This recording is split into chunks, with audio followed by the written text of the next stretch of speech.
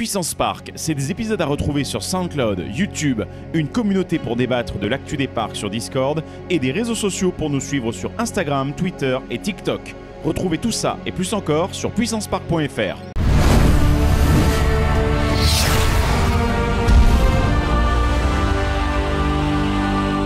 Eh bien, bonjour à toutes et à tous, puissants et puissants. Bienvenue dans ce nouvel épisode très particulier de Puissance Park, puisque comme vous l'avez remarqué, on le sort un peu bizarrement par rapport à notre planning de publication, mais c'est normal. Il faut battre le fer tant qu'il est chaud. Hein. Exactement, faut y aller, voilà, c'est dans le courant, là, c'est l'option branchée actuelle. Voilà. Ah là, voilà. Ça commence à quel festival. Eh ouais, bon, vous vous doutez très bien, effectivement, de ce qui va se passer aujourd'hui. Pour le coup, je suis rejoint par Valentin, vous l'avez vu en contre-champ. Coucou. Voilà, mais il y a également deux personnes en distanciel. On est rejoint par Florian, bien entendu. Coucou, salut les Flo. garçons. Voilà, le bon Flo, mais également par un expert S Europa Park, parce que là on est quand même un petit peu, on va partir sur son terrain. C'est Arnaud de EP Forever. Salut Arnaud. Bonjour à tous, et je suis content de vous retrouver ici. Hein. C'est vrai. Eh oui, ça faisait Ça fait longtemps. un temps, ça il y fait un avait de la bail, poussière ouais. sur ton pseudo là chez nous. Ouais, j'espère que vous avez dépoussiéré un petit peu ma place. Hein. Ah bah ouais. Ouais, On a utilisé de t'inquiète. l'électricité statique pour faire enlever la poussière. C'est Oh ça, là là. on y avait allé au Swiffer pour le coup. Mais justement, on va parler aujourd'hui. On va parler d'un sujet que tout le monde attend depuis un certain temps. On va parler enfin de Voltron. Alors en même temps, ouais, on l'attendait vachement. Hein. en même temps, il faut dire que ça fait un petit bout de temps. Vous savez que Puissance Park, on arrive toujours après la bataille. Là, quand même, le truc, il a fermé quand même en 2016. Fallait quand même qu'on parle de cette réaction du Guatemala, hein, ce petit Vekoma oui. Junior, Alors oui, Junior Coaster. Ouais. Pour ceux qui n'ont pas l'image, évidemment, Voltron, c'était aussi un petit coaster qui dit de Vekoma dans un centre commercial. C'est ça, dans un centre commercial au Guatemala qui a tourné jusqu'en 2016. Et c'était donc l'information dont tout le monde se branle, l'histoire de commencer cet Europa épisode. Park a tout volé une fois de plus. Hein. N'est-ce pas, voilà. Mais ça n'a rien à voir avec Si Nikola jamais on a Tesla des et auditeurs qui consorts, ont le parce que- crédit, n'hésitez pas à vous manifester. Bah, c'est trop tard, c'est fermé. Bah non, mais s'il y en a qui ont le crédit, ouais, il a à raison. l'époque, Ah oui. C'est ça, exactement. Non, il y a un rapport avec Tesla.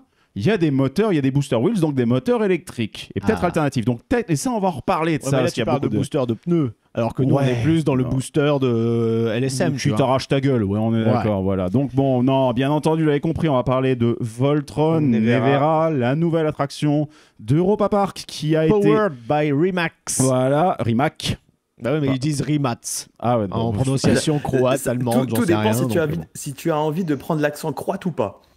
Et si tu as envie de faire un mélange avec l'allemand aussi. Hein, J'avoue que niveau accent un peu le croate, bazar. Déjà que mon accent allemand est pas fameux, alors du coup, on va éviter de rajouter les autres accents des 27. Donc on va parler de Voltron Nevera ainsi que la journée d'inauguration presse qui était ce mercredi 24 avril, dont certains d'entre nous, donc Flo et moi pour représenter le podcast. Tous d'entre vous, sauf moi, hein, voilà. Oui, hélas. Et puis Arnaud, évidemment Arnaud qui couvre le parc 24 heures sur 24, 7 jours sur 7, évidemment qu'il allait être invité. C'est ça. Bah, tu m'étonnes, effectivement. Et du coup, juste un point, comme vous le savez, c'est important pour nous de le faire. On vous précise dans quel cadre on réalise cette review, puisque comme tu l'as dit, il y a une journée presse à laquelle, donc, toi, Flo, et donc Arnaud, mais bon, qui n'est pas de notre média, donc c'est sa mère, il se démerde. Mais il faut le déclarer. Mais il faut le déclarer, voilà. Mais... donc du coup, ils ont été invités dans le cadre d'une invitation officielle qui a été lancée par Europa Park à participer à une journée qui permettait l'accès anticipé à l'attraction et sa découverte, ainsi que des festivités, donc une conférence et de la bouffe gratuite. Donc voilà, l'avis qu'on va vous donner est totalement... Voilà. C'est ça. Voilà, c'est ce qu'on retient. Ensuite, derrière, et un clarinettiste aussi. Mais pas dans cet ordre. Mais du coup, voilà, on précise simplement dans ce cadre-là que effectivement, on a eu ces goodies-là. Par contre, bien entendu, l'avis qu'on va vous faire est décorrélé de ça. Europa Park n'a pas de validation intermédiaire parce que là, on enregistre le truc, ça part en publication direct après. Oui, Donc, voilà. Si on dit que c'est nul, c'est que c'est nul, quoi. On va pas se retenir de... Ouais, mais est-ce qu'on va dire que c'est nul? Non, je pense pas, non. Mais je pense que non. Voilà, je pense que non. Spoiler alerte, voilà, spoiler alerte, sauter à n'importe quelle autre minute de ce truc, je m'en fous des timecodes. Bref, on va parler aujourd'hui donc de cette attraction qui a été inaugurée. Alors en réalité, au moment auquel on enregistre là, on est la veille de l'ouverture officielle au public. Ah non, on est le jour. Non, elle a c'était ouvert aujourd'hui. C'était Non, aujourd'hui. ça a ouvert aujourd'hui. C'est ouvert aujourd'hui, le 26. Tu vois, je sais bien, on est déjà à 5 minutes d'épisode, j'ai déjà dit une connerie.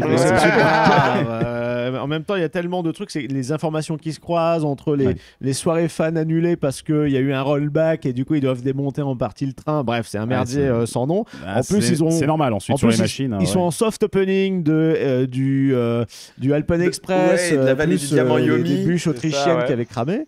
Donc c'est compliqué. Là, au niveau du planning, il y a trop de trucs à Europa Park. Il se passe des trucs.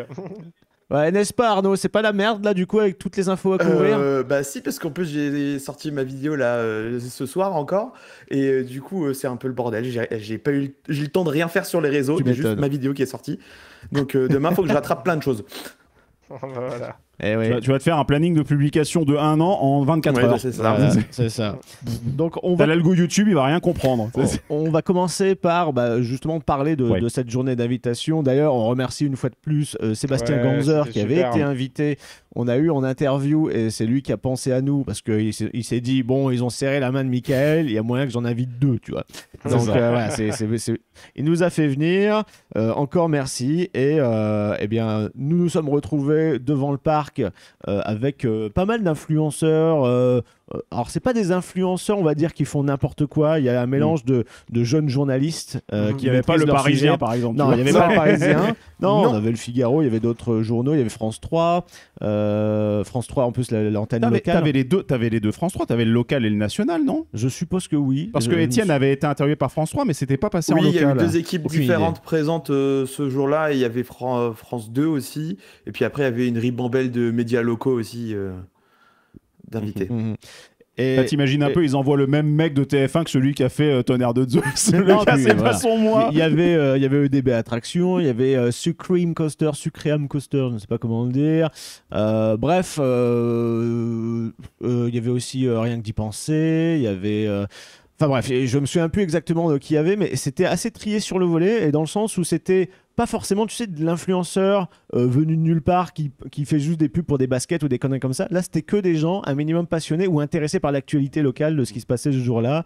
On est quand même sur une grosse nouveauté qui est teasée depuis plus de 2 ans. Arnaud, c'est quand la première fois qu'ils ont parlé de Voltron? Alors, ça remonte déjà un petit peu aussi parce que même bien plus de 2 ans, parce que la toute première fois que je suis venu vous voir, c'était en 2019. La YAPA venait de se faire et Michael Mack avait donné une interview à un blog spécialisé, je sais plus lequel, je crois que c'est Blue Loop, quelque chose comme ça, qui disait que le parc allait s'agrandir avec de nouveaux grands 8 et de nouvelles attractions et des nouveaux quartiers.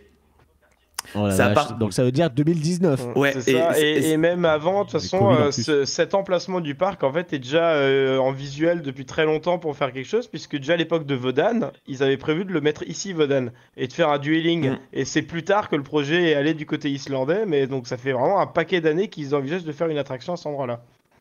Ça fait longtemps qu'ils avaient envie de dégager cette putain d'antenne parabolique. Exactement. Et il n'y a pas que ça qui a bougé du coup aussi. Il y a le manège des Montgolfières. Également, qui est devenu un quartier du coup près de l'Angleterre, le Liechtenstein. Ouais, le Liechtenstein. Voilà. Ouais. On a perdu les lancers de ballons.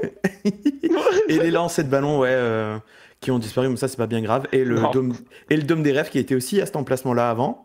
Et qui a bougé pour atterrir en Croatie. Oui, il n'a pas eu besoin d'aller très loin. Il n'est pas allé bien loin. Ouais, c'est ça. Voilà, on respecte la tradition d'Europa Park de récupérer le moindre truc. On ne jette rien, sauf les ballons. Malheureusement, on les a vraiment perdus. Rien ne se perd, tout se transforme. En même temps, tout se met dans la maison hantée. En même temps, faut dire... Il y a tout qui finit Il y a tout qui finit dans Geisterschloss, ouais. Mais du coup... Parlons un petit peu justement de cette journée. Donc vous vous êtes retrouvés devant le parc. Ensuite vous êtes allé directement au niveau de l'accès. Mais par contre vous n'êtes pas entré dans le land par l'accès principal prévu. Vous êtes entré par une entrée dérobée. Tout était avec des palissades en fait sur les 2 accès du land. Ouais. Des palissades, et ça, en fait on est rentré par la boutique de Voltron qui a une sortie qui donne côté Grèce vers Adventure Atlantis, enfin Atlantis, je sais plus comment ça s'appelle aujourd'hui. Adventure Atlantis, c'était ça. C'est ça, ouais. Ok, ah bah très bien. C'était juste. Non, c'est juste parce que ils ont modifié la musique et 2-3 trucs, donc j'étais plus certain de ma réponse. Et une qui donne directement sur le quartier croate, qui est vraiment la sortie qui te fait revenir sur la place où se trouve justement l'entrée de Voltron, certains bâtiments croates où tu as le glacier, etc., le clocher, la tour d'observation entre les rails. Donc une grande place qui a été aménagée avec pas mal de tables, etc. Elle vous a marqué cette tour d'observation, parce qu'elle est vachement bien placée. Elle est très chouette. Et donc, malheureusement, il y avait un petit peu de pluie, donc on n'a pas beaucoup profité des chaises, des tables, etc. Et puis, il y avait une scène vraiment dans le fond de ce nouveau land, avec une vue un peu panoramique sur l'ensemble de la zone, où là, on a pu avoir les interventions de pas mal de monde, à commencer par, alors c'est un vieux monsieur, est-ce qu'il est ingénieur responsable des chantiers, c'est ça, le tout premier, je ne sais plus qui c'était. Je l'ai jamais vu, donc alors, je savais pas trop qui c'était. De mémoire. Super, merci les gars. Il y avait de la lumière, il est entré. Moi, bref, attends. De mémoire, je l'ai déjà vu. Il a supervisé le chantier de rue Lantica aussi, et il me semble qu'il est dans la section. Il est chez Macwan et il supervise les chantiers en fait, où il est dans l'architecture, quelque chose comme ça, où il suit les chantiers. D'accord, ouais, je pense aussi aux œuvres. J'ai pas son prénom, mais c'est aussi, Monsieur Botta. Alors est-ce que ça peut aider quelqu'un? Je ne sais pas. En tout cas, c'est lui qui a introduit un peu l'événement. Ensuite, on a eu un intervenant, je pense que c'est un de leurs Il y a eu la remise des clés. Ouais, il y a eu justement la remise des clés à Roland Mack, et il y a toute sa famille qui était là. Donc, on a eu une intervention de Michael en premier, Michael Mack. Très belle doudoune d'ailleurs. Très belle doudoune. Ouais, en même temps, il faisait très très froid. Ça caillait aussi. Et franchement, pour un mois d'avril, ne te découvre pas d'un fil, ça a très bien marché ce dicton-là. Donc, on a eu Michael Mack qui a parlé vraiment de l'idée de faire cette attraction, et aussi qui a fait des bons clins d'œil à sa femme qui était dans le public, d'ailleurs, qui était très contente d'être là, pour mettre aussi en avant la culture croate. D'ailleurs, ils ont fait venir plein de Croates qui étaient en habits traditionnels un peu partout dans le land. Ils faisaient des danses, de la musique locale et tout. Et du chant aussi, du chant en chœur, avec la langue croate, c'était mignon. Et ensuite, on a eu Roland aussi qui a intervenu, sachant qu'entre deux, évidemment, ça a parlé. Michael, il a fait un peu la pub pour un bouquin de cuisine croate de sa femme, dont on a eu un extrait dans nos goodies.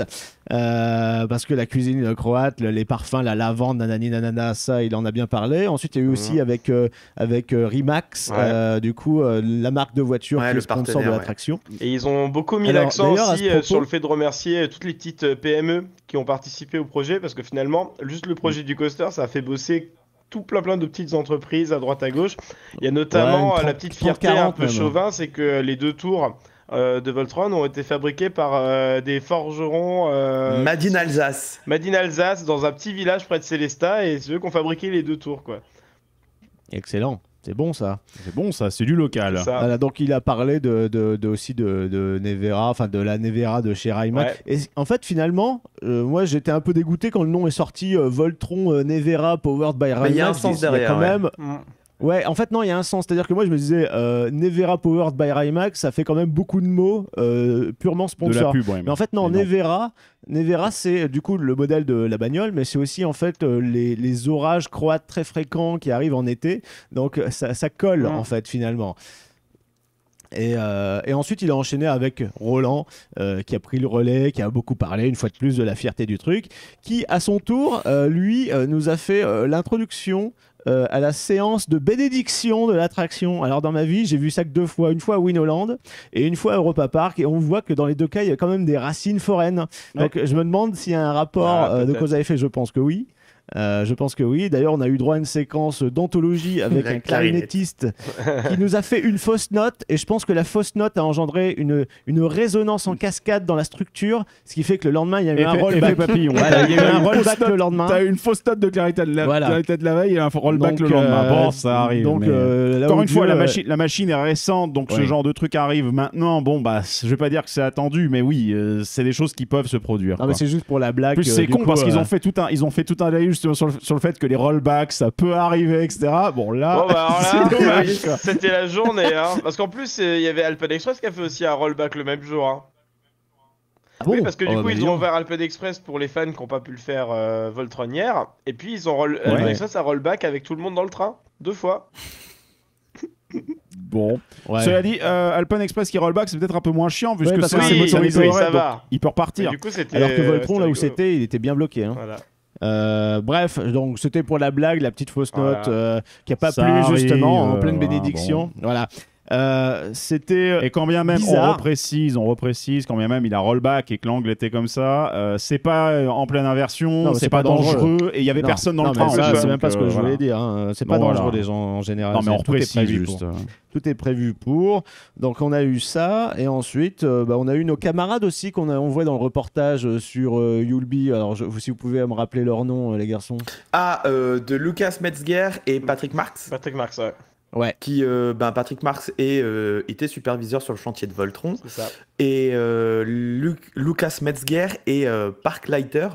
Donc parklighter, ça veut dire qu'il est responsable du parc, certains jours définis. En fait, il supervise le parc en entier, le jour où il est présent. Ouais. Et il a une petite spécialité sur tout ce qui est flux visiteur et débit des attractions.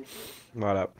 Ah on sent le débit là, il doit être content on sent qu'il a mis son expertise à profit. Typiquement, il peut être assez décisionnaire de dire aujourd'hui on sort tant autant de trains, c'est à cette heure-ci qu'on ferme le parc parce qu'il y a tant autant de visiteurs, c'est lui qui va gérer tout ça quoi. Ouais, donc on a eu toutes ces personnes là. Et au final, on a eu Monsieur Tesla en personne avec ses amis en habits d'époque, etc. qui sont venus sur scène. Les gens du Club de l'Europe et tout ça. Ouais. Oui, c'est vrai. Alors du coup, c'est qui c'est la dame qui est avec lui, c'est ça. Tu as Catherine Noir. Alors la dame qu'on a vue sur scène, c'est Jelika Munia.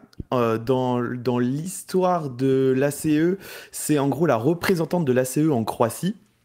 Et en gros, dans l'histoire, c'est elle qui a aidé à financer justement Voltron, le système de téléportation pour Nikola Tesla. Voilà. Et Nikola, il est apparu. Alors, il y a eu un autre Nikola Tesla qui était sur la tour et qui s'est téléporté plus ou moins sur scène. Bon, c'était un peu gris, ils n'avaient pas les mêmes cheveux. Non, mais c'est pas grave. C'était rigolo. Il fallait que cette introduction ait du prestige. Évidemment, tu vois. Bon. Et là, on a eu droit du coup à la mise en marche de l'attraction avec des étincelles un peu partout, un train qui se launch au même moment avec des feux d'artifice qui le suivent tout le long du parcours. C'était magnifique. Bien ça. Et il y avait du fumigène à bord du train, je crois en plus. Oui, il y avait un fumigène à l'arrière du train. Et il me semble même qu'il y avait une caméra embarquée qui filmait en direct. En tout cas, c'était rediffusé en direct. Il y avait même un drone qui suivait le train sur le parcours. Enfin, c'était trop beau, quoi. Pas mal. Ouais, c'était ceux qui avaient gagné le droit, je crois, d'être les premiers. Qui avaient remporté le jeu concours organisé par le parc pour être les premiers passagers. Ah putain, ça c'est super classe. Et là, t'imagines, il y en a un qui tolère pas du tout les fumigènes, c'est mort. Avec la retransmission. Oui, mais ça se voit pas avec les fumigènes, ça fait une traînée supplémentaire. La les pauvres, ils étaient rentrés 10 minutes avant et je pense qu'ils ont dû attendre pendant un moment d'être launchés que ça se synchronise avec la fin du discours. Je pense qu'ils ont eu le temps de se faire chier. Ouais, d'ailleurs, le discours qui était assez long et il a flotté un petit peu pendant le discours. Heureusement qu'il y avait la clarinette pour attraper tout ça. Non. C'est la fameuse variable d'ajustement. C'est vrai que la météo n'a pas rendu l'expérience des plus agréables sur la fin, effectivement.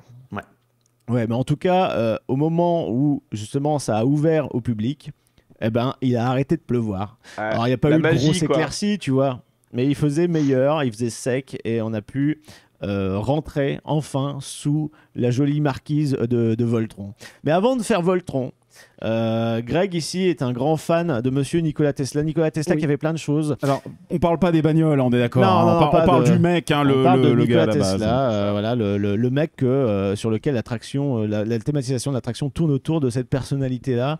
Et il a fait plein de choses. Et justement, ce qui est bien, c'est que tu vas nous raconter 2-3 trucs qui sont référencés à fond dans l'attraction. Exact. Et qui font sens. On va faire un petit flashback quand même un peu sur vite fait l'histoire, juste les points clés, juste histoire 2, parce qu'en fait, il y a deux utilités à ce que je veux faire là. Un, c'est faire les connexions avec quelques-uns des clins d'œil qu'il y a dans l'attraction et dans la théma, donc du coup, vous allez pouvoir réagir aussi à ça. Mais en plus aussi, je trouve à titre personnel que Nikola Tesla est souvent un personnage un peu de second plan dans les histoires de films ou dans les attractions. Alors, il y a quelques exceptions à cette règle, bien entendu, mais c'est vrai qu'autant on entend beaucoup parler de steampunk, de genre de choses dans les parcs d'attractions, mais autant Nikola Tesla, il n'est pas tant utilisé que ça. Et alors qu'en réalité, son histoire et sa vie, elle déborde d'anecdotes qui permettraient justement de créer des histoires d'attractions et de se connecter à plein d'endroits en fait. Et donc du coup, je vais en reparler un petit peu.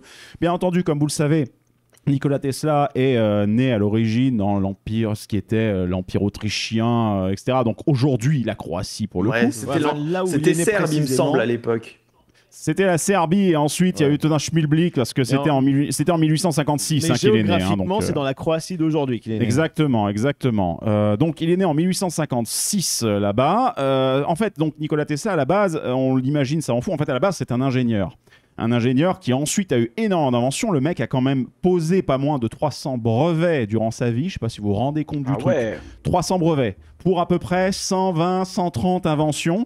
Et le pire là-dedans, c'est qu'il y en a un gros paquet de ces brevets-là qui s'est fait un peu chourer par Thomas Edison, enfin par l'entreprise Edison, parce qu'en fait, il a bossé pour Edison, on va en reparler, pendant une partie de sa vie. Et donc du coup, comme aujourd'hui, quand tu travailles et que tu développes des choses dans le cadre d'un partenariat ou d'un contrat pour une entreprise, l'entreprise a l'acquisition de la propriété intellectuelle. Donc du coup, il y a pas mal de trucs qui sont soit rentrés au crédit de l'entreprise Edison, soit qui ont été crédités à tort à Edison et avec sa boîte derrière. Ouais, d'où le côté un peu outsider du gars, quoi. Exact. En fait, vous allez voir que c'est aussi ce qui a contribué un peu à aujourd'hui sa renommée et aussi ce qui fait que malheureusement, quand tu tapes Nikola Tesla sur Internet ou sur YouTube, vous avez peut-être remarqué qu'il y a énormément de vidéos un peu conspi qui ont tendance à tourner. Tout ça. Parce qu'en fait, le personnage de Tesla, c'est un génie incompris. Pendant toute son époque, pendant toute sa vie, il a toujours été le mec qui était franchement très souvent visionnaire.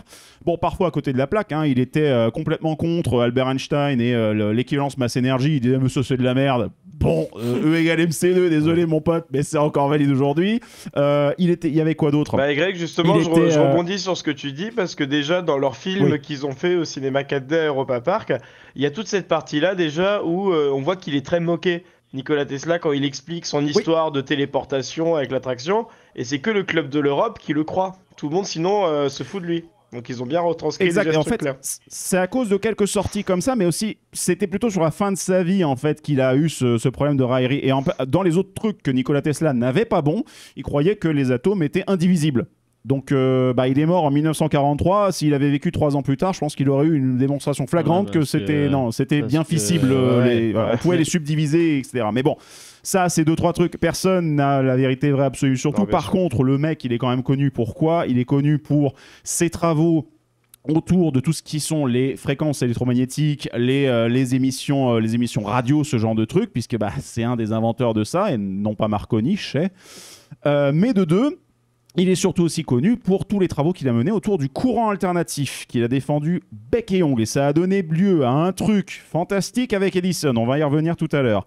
Mais grosso modo, le mec a posé 300 brevets et n'a jamais eu le prix Nobel. La seule fois où il a failli l'avoir, je vous raconte ça tout à l'heure. Mais bon, donc grosso modo, en fait, l'idée c'est que lui, en fait, il croyait énormément en une chose. Il croyait en la capacité, et c'est là que vous allez voir le début de connexion avec la thématique de Voltron. Il croyait à la capacité de transmettre de l'information et de l'énergie sans fil. Dès les années 1870-80 en fait. Ah ouais. Et en fait, dans beaucoup de choses qu'il a théorisées, il y a des choses qui pourraient être considérées comme un peu l'ancêtre du Wi-Fi en lui-même. Bien sûr, non, mais dans l'idée de base. Et la storyline actuelle de Voltron, qui est basée sur la téléportation d'un corps à travers un flux d'énergie, en fait, ça pourrait tout à fait être la même chose, puisque comme vous le savez, il y a des vraies recherches qui sont menées à l'heure actuelle sur la téléportation d'un être. On sait que scanner un être humain, ça consommerait une quantité d'hexaoctets de données fondamentales, mais on pourrait arriver à dire, ok, un être humain, c'est tant de milliers de milliards de gigaoctets, quoi, en fait. Donc, on pourrait réduire ça à une information. Donc, la théorie en elle-même, bien sûr, elle est invalide aujourd'hui parce qu'il faudrait des quantités de stockage énormes, mais surtout une énergie limite une bombe atomique pour téléporter une personne, donc pas terrible. Mais il y a quand même des travaux qui ont évolué là-dessus. Il n'y avait pas Innsbruck, justement, où vous avez déplacé des atomes Alors, en fait, il y a eu beaucoup de travaux aussi sur la téléportation quantique, qui est de la téléportation d'informations. Mais on ne va pas rentrer dans le détail. Là, on part un peu loin. Là, après, ça devient un puissance science, c'est pas notre domaine. Mais grosso modo, en fait, voilà, vous voyez déjà l'idée, c'est que là, avec ça, on a déjà le terreau de base du gars qui est le génie visionnaire, qui a des idées qui tiennent la route, mais qui était toujours un peu en second plan. Alors, il a été très connu dans les années 1900. Il a eu fin 19e, début 20e, il a eu vraiment son pic, son apogée. Il était connu, reconnu, son nom était reconnu. Quand le mec est mort, il a quand même eu des funérailles nationales, donc aux États-Unis. Donc, quand même, il se posait là. Mais il était toujours un peu à la limite. C'est pour ça qu'aujourd'hui, vous le retrouvez beaucoup dans beaucoup de trucs conspi. Parce que oui, le mec, il est mort pauvre, il est mort endetté. Donc, il est susceptible d'avoir peut-être inventé des machins qu'il n'a pas pu ébruiter. Donc, c'est un terrain parfait pour aller lui faire dire n'importe quoi. Donc, non. Tesla était quand même un homme de science à la base et on le laisse homme de science là-dessus. Alors, je vais avancer quand même un petit peu parce qu'on va pas aller là-dessus. Pour ceux qui se rappellent de vos études, est-ce que vous vous rappelez du nom qu'on a donné à l'unité de mesure qui permet de mesurer l'intensité d'un champ électrique? Un champ électromagnétique? Non. C'est le Tesla. Il a suffisamment marqué ces travaux-là pour qu'on se dise, vas-y, on lui file le nom.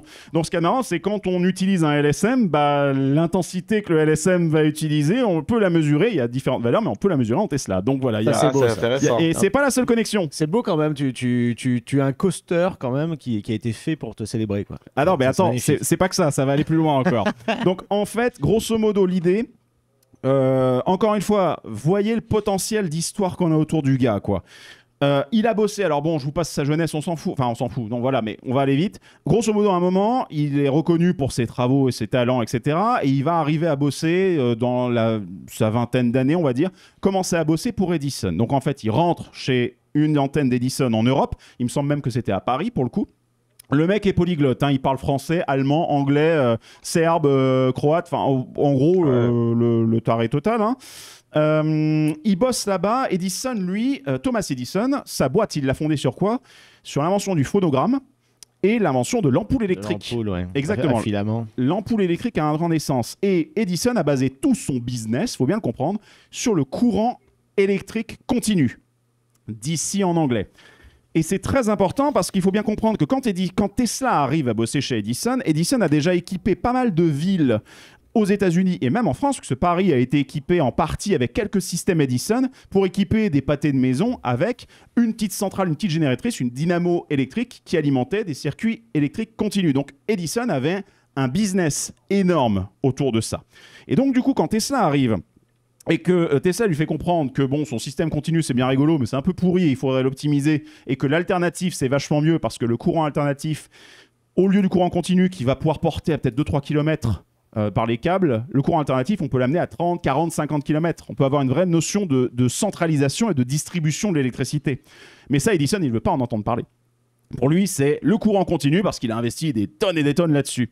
Donc vous voyez, là on a en plus un bon gros antagonisme entre deux personnages clés de l'histoire. T'as encore une fois moyen de créer des trucs immersifs autour de ça. Je m'attendais à ce qu'éventuellement Voltron ait un côté là-dessus, mais apparemment, de ce que j'ai vu de la théma, Edison n'est pas mentionné. Non, là c'est vraiment, on parle vraiment que de Tesla. Exact. Donc, on ne fait pas la part belle à son concurrent de l'époque. Voilà, cela dit, donc à l'époque, Tesla taffe pour Edison, donc il bosse à améliorer le fonctionnement des dynamos. C'est là-dedans justement qu'il va développer pas mal de technologies qui vont lui permettre de poser des brevets, enfin de faire poser des brevets à Edison, donc pour améliorer l'efficacité électrique des systèmes de production, de transmission du courant électrique continu pour le coup. Mais à un moment, en fait, c'était une anecdote assez marrante, Edison avait un problème avec différentes génératrices de courant continu. Pour le coup. Et il se retrouve, Tesla lui dit, bah ça je peux le réparer. Edison le croit en demi-mot, enfin il sait que Tesla est brillant, il fait ok vas-y. Chiche, pardon pas Chez, raté, le Chez va venir plus tard. Chiche, tu me répares ce truc là, je te file 50 000 balles. Alors 50 000 balles ajustées pour l'inflation d'aujourd'hui, à l'époque ça fait beaucoup. C'est 1,5 million aujourd'hui. Pour vous donner un ordre d'idée, hein, ouais. À peu près. Grosse, on est bien. On est bien. Est-ce qu'il y arrive, monsieur Tesla? Bah oui, qu'il y arrive. Parce que c'est Nikola Tesla, bordel de merde. Donc il répare le truc, il optimise le fonctionnement. Il va voir Edison, il fait bon, bah très bien, bah, c'est bon, j'ai réparé, filez-moi mon chèque. Et Edison qui lui renvoie cette réplique fantastique qui est « Ah, mon cher ami, mais vous ne connaissez donc pas le sens de l'humour américain. » Quel bâtard. Il avait l'air très sympa. Vous voyez, mine de rien, encore une fois, il y a du potentiel pour faire des attractions autour de ça. Il y a des trucs, et on n'a même pas encore passé le plus gros. Bref, Tesla se barre, et il rentre dans une entreprise qui va être très importante, qui est merde, je dis une connerie, je la lis pour pas dire de connerie, Westinghouse, qui est en fait un concurrent d'Edison, tout petit, mais qui lui croit au courant alternatif. Donc Tesla n'a pas inventé ou découvert le courant alternatif, c'est juste qu'il y croit. Et du coup, on arrive avec Tesla qui est là-bas, et là se lance la guerre des courants électriques. Est-ce que vous vous rappelez peut-être de l'anecdote comme quoi Edison avait inventé la chaise électrique? Non, moi j'ai pas connu. Je vous redonne l'anecdote, je vous redonne le contexte. En fait, Tesla, lui, défendait le courant alternatif, qui était vachement bien parce qu'on pouvait le faire porter vachement plus loin, mais plus dangereux, réellement. Edison, lui, promouvait le courant continu, il y avait une industrie derrière, il y avait son business, donc il n'allait pas le laisser partir comme ça en fumée. Edison a lancé une campagne dans l'opinion américaine pour faire croire aux gens que le courant alternatif était ultra dangereux. Donc, il a fait tourner des employés à lui qui s'arrêtaient de village en village pour électrocuter des animaux avec du courant alternatif. Ah ouais. C'est allé jusqu'à le fameux éléphant d'un cirque qui avait tué 3 personnes, où Edison le fait cramer au courant alternatif pour... voilà, ça... Quelle chouette époque quand même. Une très belle époque. On s'amusait bien. Tesla a malheureusement aussi cramé des animaux, donc désolé pour les animaux des animaux, mais il y a eu aussi des trucs. Hein, ouais, bon, voilà. Y a un clin d'œil à ça dans l'attraction. Voilà, il y a un petit clin d'œil à ça, donc c'est pour ça, voilà, vous en reparlerez tout à l'heure. Mais bon, bref, on avance, et du coup, c'est allé jusqu'à ce que Edison fasse du lobbying auprès de la municipalité de New York, de l'État de New York, pour que le prochain condamné à mort soit électrocuté. Et c'est ce qui mènera, avec une invention en catimini par un des employés d'Edison, sous contrôle d'Edison, à l'invention de la première chaise électrique qui a été utilisée justement dans cette période-là aux États-Unis. Sauf que ça a été une horreur, et en vrai, les scènes de la ligne verte que vous avez vues font un peu référence à ce truc-là. Je ne vais pas rentrer dans le détail, vous voyez très bien de quoi je parle. Je teste une chaise électrique, ça tourne mal. Effectivement. Voilà, si on devait résumer ça, on a un titre de vidéo YouTube nul d'aujourd'hui. C'est exactement ça. Bref, bon, donc vous voyez un peu le bordel que c'est, sauf qu'en fait... Et c'est là qu'on va revenir à Voltron. Parce que cette guerre des courants, bon là c'est de l'opinion, et en fin de compte ça backfire un peu pour Edison, parce que finalement les gens se rendent compte que Edison s'acharne. Et finalement ça dessert plus l'électricité en son global, parce que le courant continu lui aussi peut être dangereux en réalité. Mais on arrive à l'Expo universelle de Chicago. En quelle année à peu près 1893, je crois.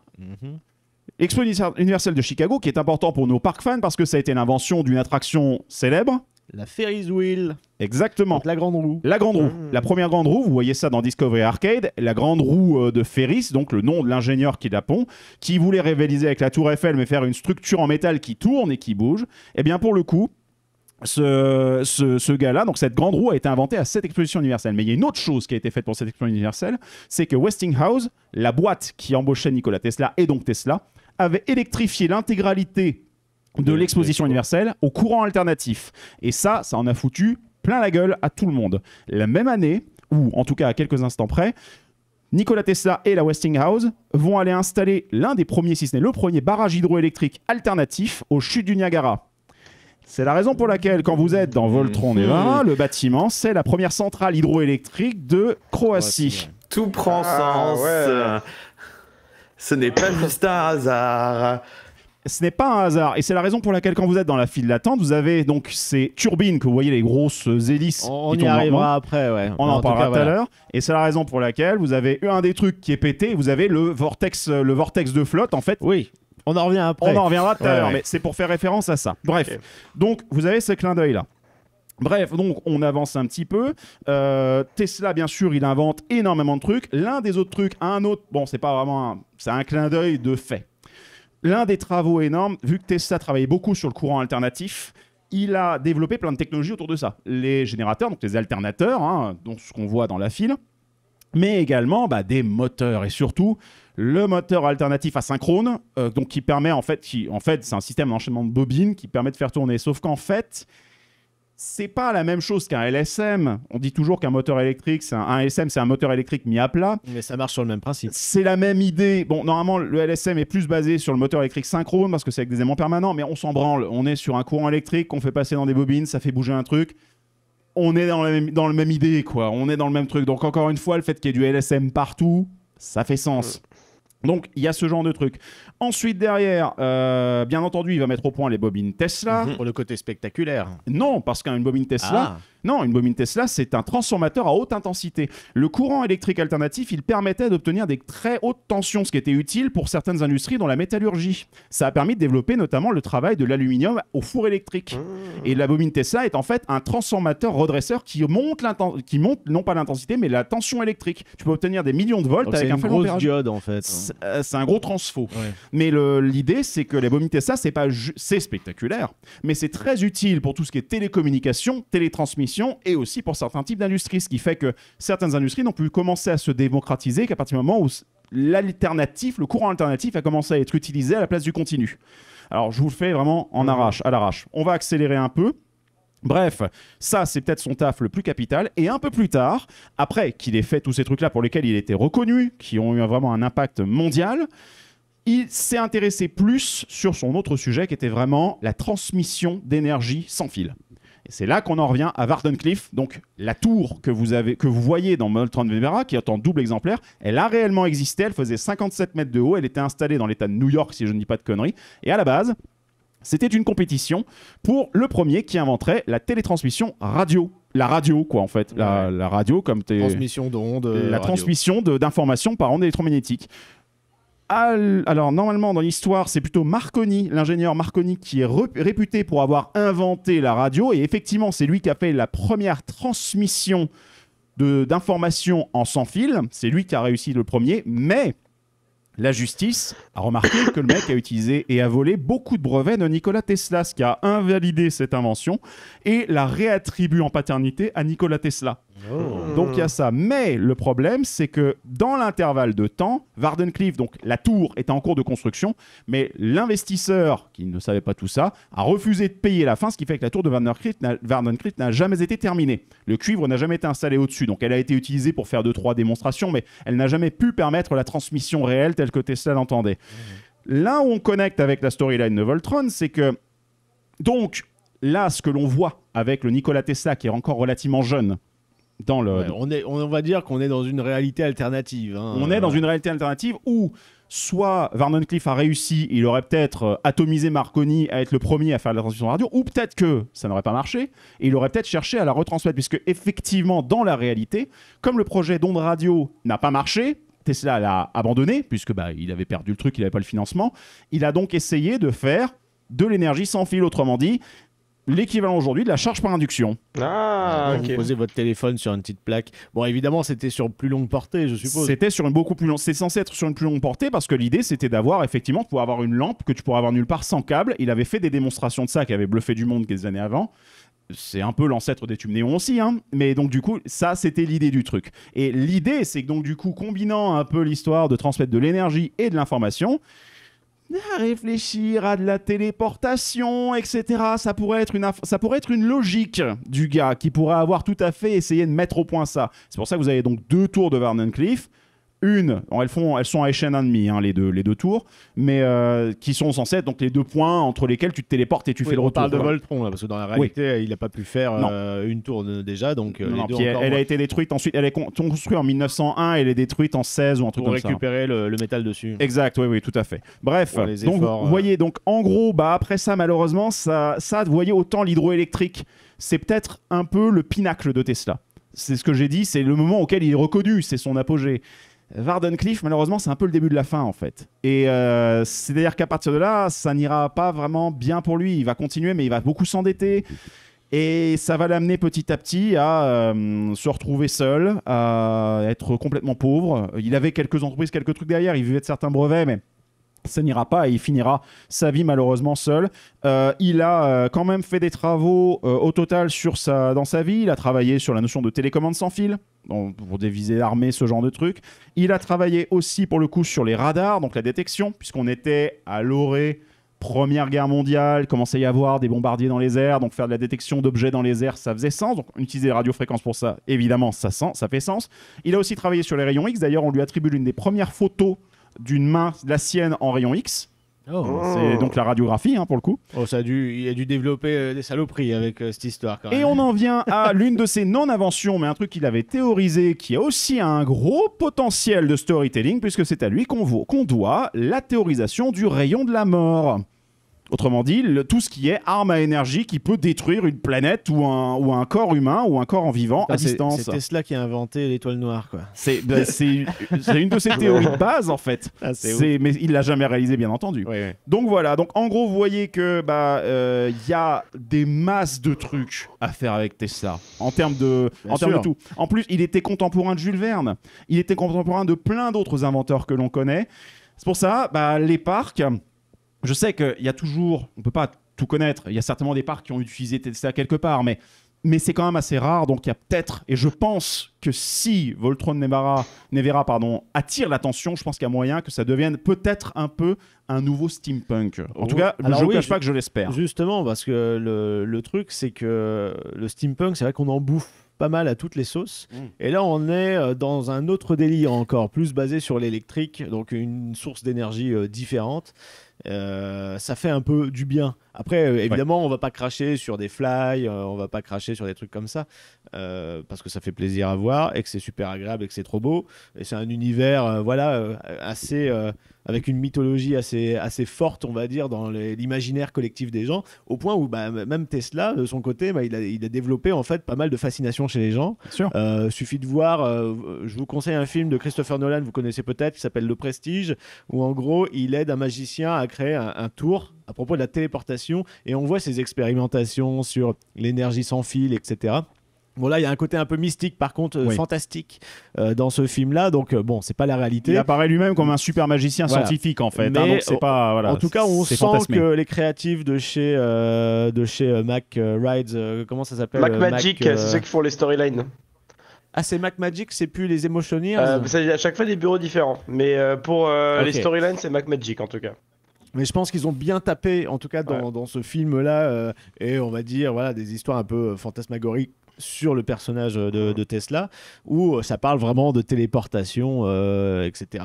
Exact. Donc voilà, donc en gros, maintenant qu'on a un potentiel, il y a un potentiel de fou, et maintenant qu'il y a une attraction qui est pas si loin qui en parle, si on s'aventurait un peu à l'intérieur, les mecs. À condition que vous fassiez pas des copies toutes nazes. Hein. là, pour une fois... ça dit, Fantasiana a déjà acheté un Striker Coaster. Hein. Oui, mais bon, après, est-ce qu'un Striker, c'est forcément... Non, mais c'est pas un Voltron. Mais ce sera pas forcément sur Tesla, quoi. Voilà, on est d'accord. Mais pour une fois, et c'est assez rare pour le souligner, l'époque où Europa Park, on va dire, piquait des idées à Disney sur les pirates, sur la grosse boule, tout ça, là j'ai l'impression que ça s'est inversé, c'est-à-dire que c'est eux qui sont un petit peu en avant, qui proposent des nouveaux thèmes intéressants depuis quelques années.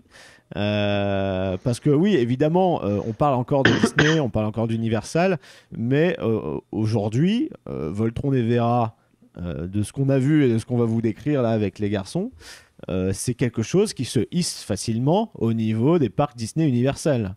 Disney même, on va dire qualitativement, avec la thématisation, la qualité aussi du coaster qui est assez osé, en fait, on va dire, en termes d'innovation, etc., de prise de risque.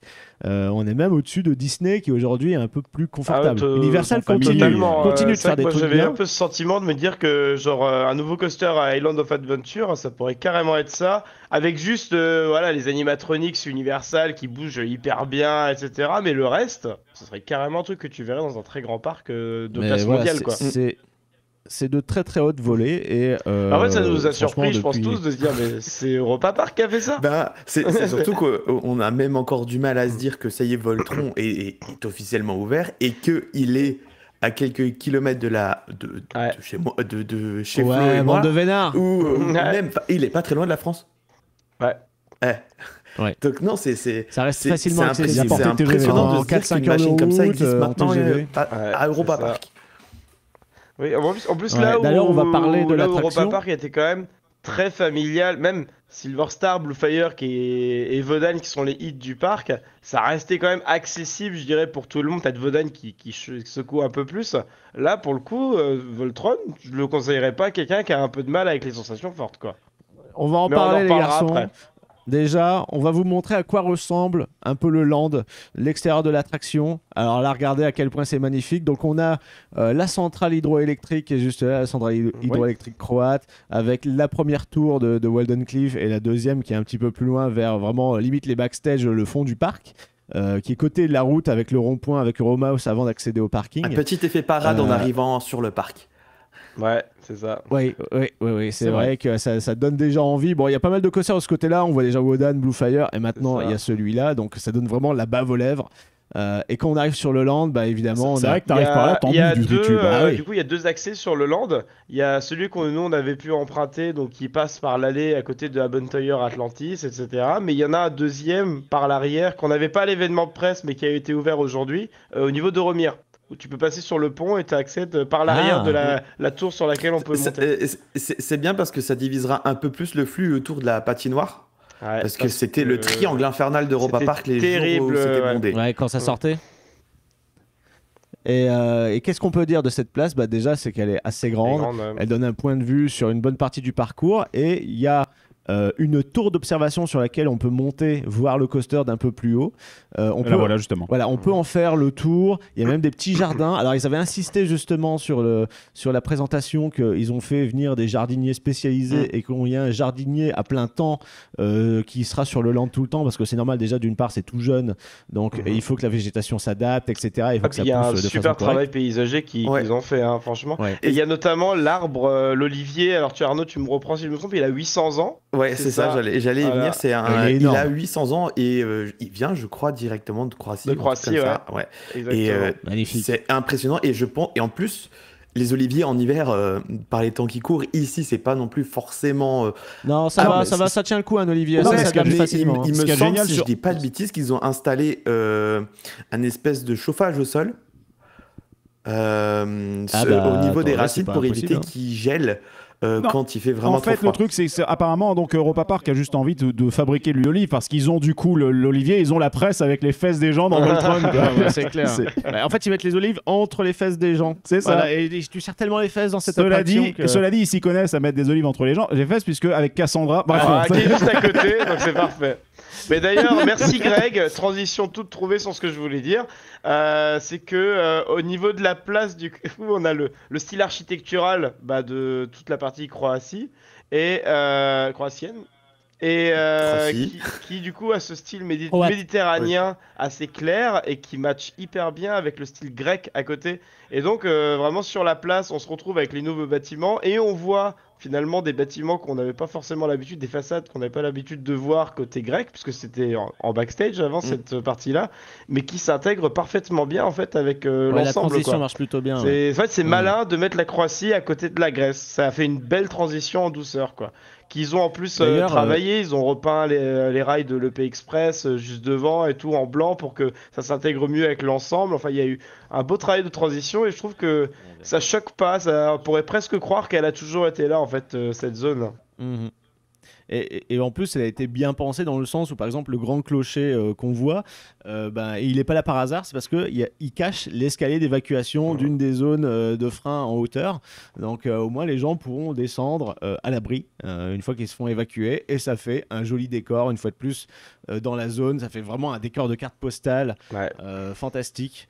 Et puis le bâtiment de Voltron avec sa tour, avec le launch Beyond Vertical, comme ils disent. Donc 105 degrés, c'est ça? 105 degrés, donc on n'est plus sur le vertical, on est penché en arrière. Le seul bémol que j'aurais à pointer du doigt, c'est que je trouve dommage qu'on ne voit pas les deux tours.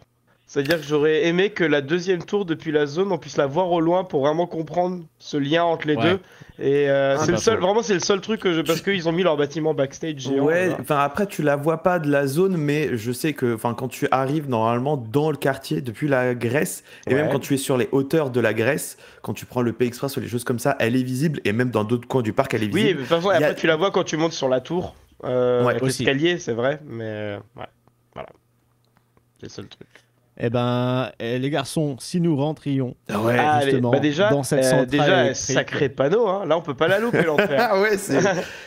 La marquise est magnifique. La devanture est magnifique, le bâtiment aussi a un beau travail de composition et tout, c'est super, hein. C'est une belle entrée qui a de la gueule. Ça nous fait rentrer dans une entrée qui est un peu simple, alors c'est grillagé, etc. Ça nous met un peu dans l'ambiance. C'est ça, il y a des petits effets électriques avec des flashs de LED et tout, des diffuseurs d'odeur, mais ça reste simple, mais ça donne une petite tension quand même dès le début. Ça encore, c'est gentil. Une gentille tension, mais...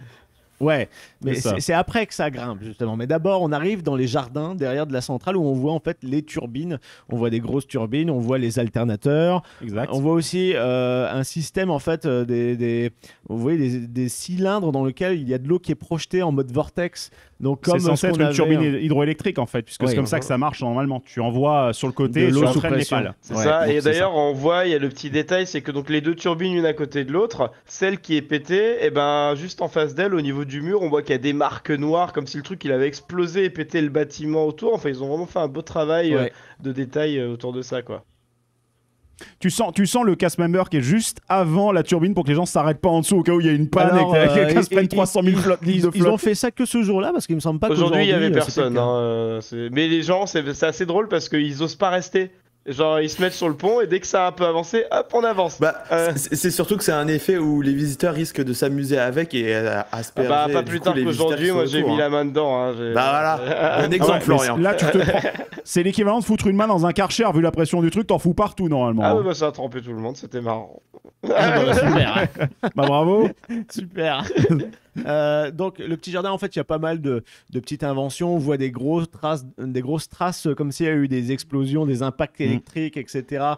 Parce que Tesla, c'est quand même un mec qui fait des tests. Enfin, en tout cas, dans l'histoire de l'attraction. Alors, accessoirement, faut savoir un truc, c'est que lui-même était plutôt du style à être très très sur la théorie avant de passer à l'expérimentation réelle. Contrairement à Edison, qui lui par contre c'était un mec qui testait tout, il pétait, et Tesla d'ailleurs, le jour où Edison est mort, Tesla a conchié sur Edison en disant franchement ce mec il a perdu 90% de son temps à faire des expérimentations s'il avait eu un peu de théorie. Donc en fait Tesla, il y a le côté expérimentation mais vraiment après beaucoup de théorie. C'est marrant que ce soit l'inverse de la façon dont tout le monde pense qu'il expérimentait des trucs un peu chelous. Mais bon après là c'est aussi pour rajouter un peu de tension on va dire dans la storyline. Il y a plein de... Donc, tension ça va être le mot-clé aujourd'hui. Il y a beaucoup de mini-versions de la tour justement qu'on a au-dessus, mais genre comme s'il avait testé des maquettes à différentes échelles. T'en as des toutes petites, t'en as une taille moyenne, enfin ils en ont testé plein comme ça. Ouais.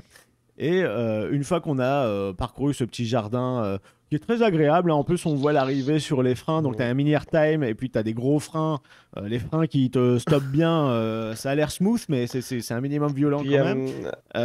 On rentre dans un petit atelier. Ouais, c'est le bureau de Nikola Tesla. J'ajouterais juste un tout petit détail encore sur la file extérieure avant qu'on aille à l'intérieur.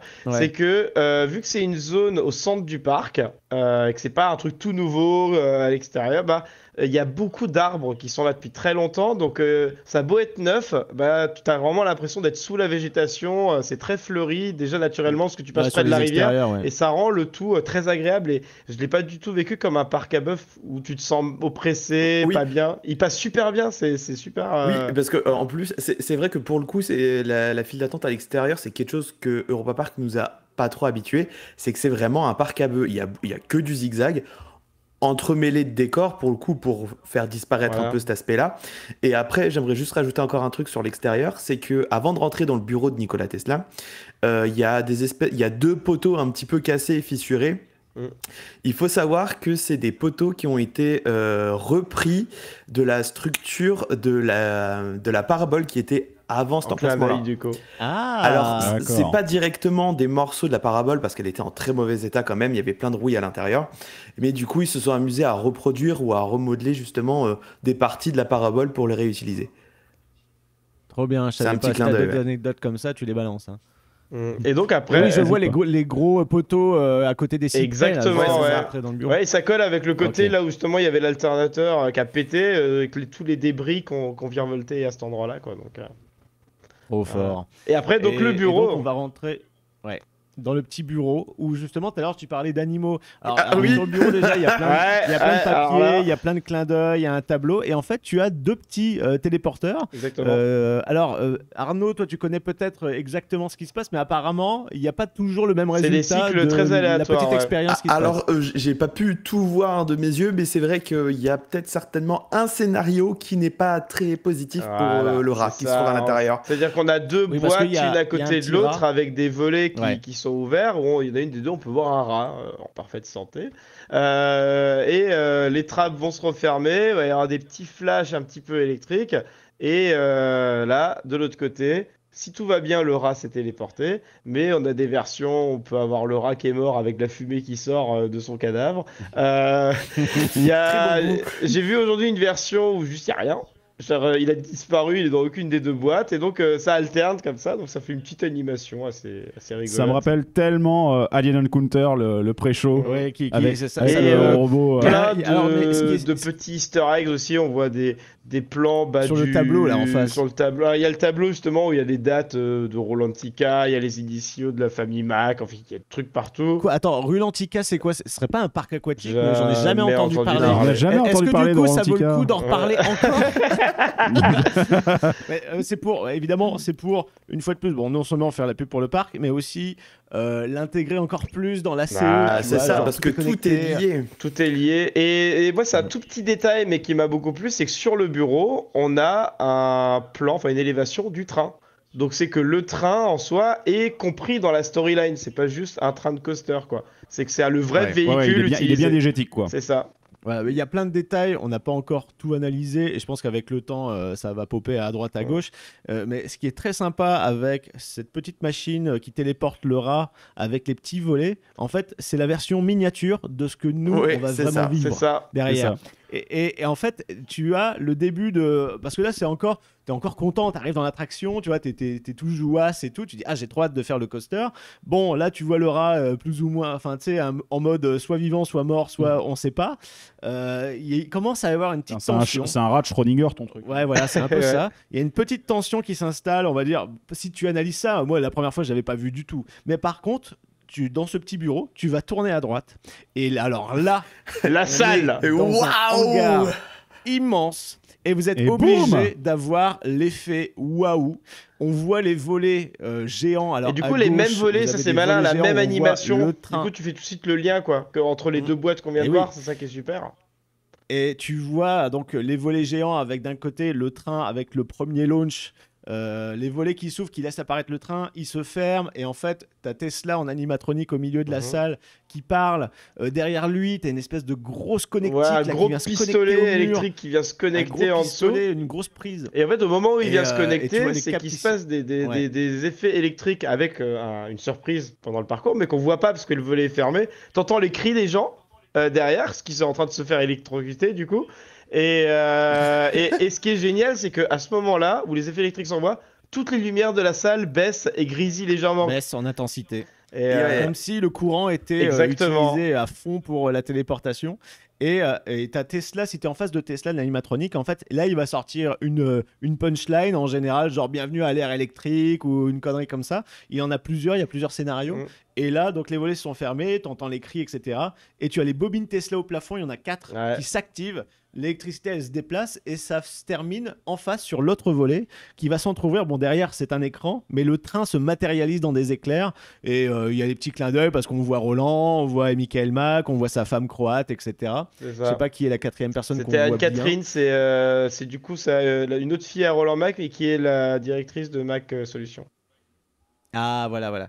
Et donc, en gros, il y a eu une téléportation. Donc, moi, le seul truc que je trouve dommage, c'est qu'il n'y a qu'une seule animation de train, c'est toujours les mêmes personnes qu'on voit bas. Mais cette salle, elle est incroyable parce que non seulement visuellement, elle fait putain envie. Voilà, on est un peu dans la pénombre, c'est vraiment un hangar d'expérience, etc. Il y a le côté, le danger qui est à proximité parce qu'on a des bobines Tesla au-dessus de nos tronches. Mais rassurez-vous, c'est protégé. Avec un Greg, t'adorerais justement le côté tech. Il y a tout un filet laser finalement qui est bien planqué et qui, donc à la seconde où un élément pourrait passer là-dessus, ça va déconnecter instantanément toute l'électricité au-dessus, les bobines. Et donc, en fait, oui, tu as des capteurs laser, donc voilà, tu ne vois pas du tout des lasers, mais mais il détecte le plasma, ça, les petits boîtiers, sur les côtés de la salle. Voilà, c'est ça, exactement. D'accord. Donc, si tu as un parapluie que tu tends ou un selfie stick qui s'approche trop près des bobines qui sont quand même vachement haut, voilà. En fait, l'entièreté de la salle a été dimensionnée pour cet effet-là.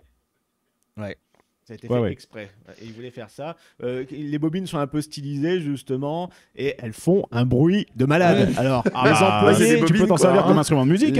Les employés ont des bouchons obligatoires à juste titre. Voilà. Sinon, autre chose, c'est pas un détail parce que je trouve que ça met une ambiance de fou. Alors là, il y a vraiment le côté déjà sérieux quand tu débarques, t'es impressionné, mais tu as un fond musical, des basses, vraiment une ambiance qui a été musicale, qui a été composée par Eric Babak, qui a fait aussi Cancan Coaster. Voilà, donc ils ont repris ce talentueux compositeur. Alors, je vais peut-être dire une connerie, mais il me semble que sur la toute première itération de la musique de Voltron, quand ils ont fait les annonces, il y a des années de ça, c'était Imascore qui était sur le crédit. Oui, mais Imascore, du coup, ils ont fait plus le teaser. Oui, mais en fait, avec le thème, ce truc-là, en fait, apparemment, en tout cas, c'est eux qui sont sur depuis. Après, ils ont disparu. Après, Robot Park a pour habitude de justement demander à un compositeur justement de s'occuper des musiques, et puis après, en fonction des projets et justement du budget qui est alloué, demande à plusieurs personnes de réaliser les choses. Ouais, mais là, en interne. Mais là, en l'occurrence, tout est connecté même plus tard dans le parcours de l'attraction. Et cette musique-là, en fait, quand tu rentres dans cette salle, on n'est pas là pour jouer. Ouais, ça devient sérieux. Il y a un sentiment sérieux et une certaine gravité qui s'installe. Genre, on va expérimenter quelque chose. C'est pas sûr que ça fonctionne. Ça peut être très dangereux. Et tu as vraiment ce sentiment-là. Et c'est la première fois que je ressens ça dans une file d'attente de coaster. Justement, moi, que j'ai expérimenté aujourd'hui, qu'ils ont modifié. Et j'espère que c'est pas définitif. C'est que maintenant, il n'y avait plus les effets d'électricité comme on avait, où ça traversait pour aller de l'autre côté. Mais juste, il n'y avait rien, et toutes les 5 minutes, ça faisait de la musique avec l'électricité. Alors, dès que la musique était terminée, tout le monde applaudissait dans la halle, mais je trouvais que ça déconnectait complètement de cet esprit de téléportation, quoi. Genre, c'était un spectacle, mais qui n'avait rien à voir avec la storyline. Je me suis dit, vraiment, ne laissez pas ça. Hein. Non, mais en fait, oui, c'est-à-dire que là, c'est vrai que justement, je me faisais cette réflexion quand j'ai vu les premières images la première fois. Je me suis dit, ça, c'est bizarre qu'ils n'utilisent pas les bobines Tesla pour faire des harmoniques. Alors, justement, il disait que c'était Sébastien Ganzer qu'on a croisé, il nous a dit que c'était possible. Mais du coup, est-ce que ça jouait une musique particulière ? Ça jouait le thème de Voltron. Mais la partie au synthé, le tin, comme ça. Ouais. Ok. Bon, après, comme dit, le coaster ils sont encore en phase de finition et de test. Rien qu'à un moment, on a même eu les volets qui sont restés ouverts alors qu'il y avait le rail effect. Et du coup, tout le monde a pu se faire spoiler dans la file d'attente. Enfin, c'était la merde aujourd'hui. Hein. D'ailleurs... Un peu tard, on spoil à mort. On l'a pas dit avant, mais bon. Si vous ne voulez pas être spoilé, sautez cet épisode. Voilà. Mais voilà, il faut ajuster. Mais par contre, c'est vrai que l'ambiance qu'on a eue au Press Event, c'était parfait. Ouais. Et il faut qu'ils le maintiennent. D'autant plus que justement, quand nous, au Press Event, quand on commençait à enchaîner les tours de Grand 8, on voyait sur le quai, sur le côté après la cabine de conduite, que y avait encore justement des personnes qui étaient là pour programmer et ajuster les choses, même pendant que nous on tournait. C'est ça. Ouais, en tout cas, nous, que ce soit au Press Event ou que ce soit la soirée fan, le jour J, il y avait cet effet-là qui, je trouve, est parfait parce que ça symbolise vraiment le côté de téléportation. Et il n'y a pas le côté trop ludique, tu vois ce que je veux dire ? Et tu as ce côté, justement, tu as toute la dissonance de l'invention du futur avec la techno du passé, en fait. Oui. Et c'est là, dans ton esprit, ça colle pas. Et effectivement, Tesla incarne parfaitement ce type de truc. Comme Jules Verne, à l'époque de la Terre à la Lune, on t'envoyait dans... Voilà, avec, rappelez-vous, un effet qui était un peu similaire, un tout petit peu similaire, la file d'attente de la Terre à la Lune avec le pré-show, le safety warning, qui faisait monter la tension avec les ce genre de truc. C'était basique, mais il y avait un peu ça. Là, on est quand même dans un truc un peu plus sérieux. Là, c'est beaucoup plus les garçons seront d'accord avec moi, je suis certain. Et il y a un détail, c'est le fait qu'il y a vraiment de l'électricité. C'est pas un écran qui envoie un arc électrique. C'est que moi, j'avais même l'impression de sentir mes cheveux qui se levaient légèrement avec l'électricité statique, ou je sais pas si c'était psychologique ou pas, mais il y avait eu un truc où tu dis non mais c'est vrai, c'est réel quoi au-dessus de toi ce qui est en train de se passer quoi. C'est réel, mais en même temps quand tu vois ça de tes propres yeux, parce que moi c'est la première fois que je vois ce genre de choses là de mes propres yeux, c'est réel, mais c'est en quelque sorte aussi irréel, c'est pas palpable, mais tu es là, enfin tu sais pas trop où tu es quand tu vois ça. Mais ce qui est très perturbant, c'est qu'il n'y a pas de gris. Parce que des effets de Bobby Tesla, il y a ça dans Objectif Mars, il y a ça de souvenir dans la file d'attente de 13 à Alton Towers. Mais c'est toujours derrière une grille métallique, etc. Loin. Oui, c'est la première fois système que je vois de la cage de Faraday. au libre, quoi, au-dessus de toi, quoi. Après, je crois qu'il y a un élément, une attraction dans laquelle il y avait peut-être pas de grille, mais c'est à vérifier et c'est difficile à voir parce que Disney a recollé un overlay Frozen dessus.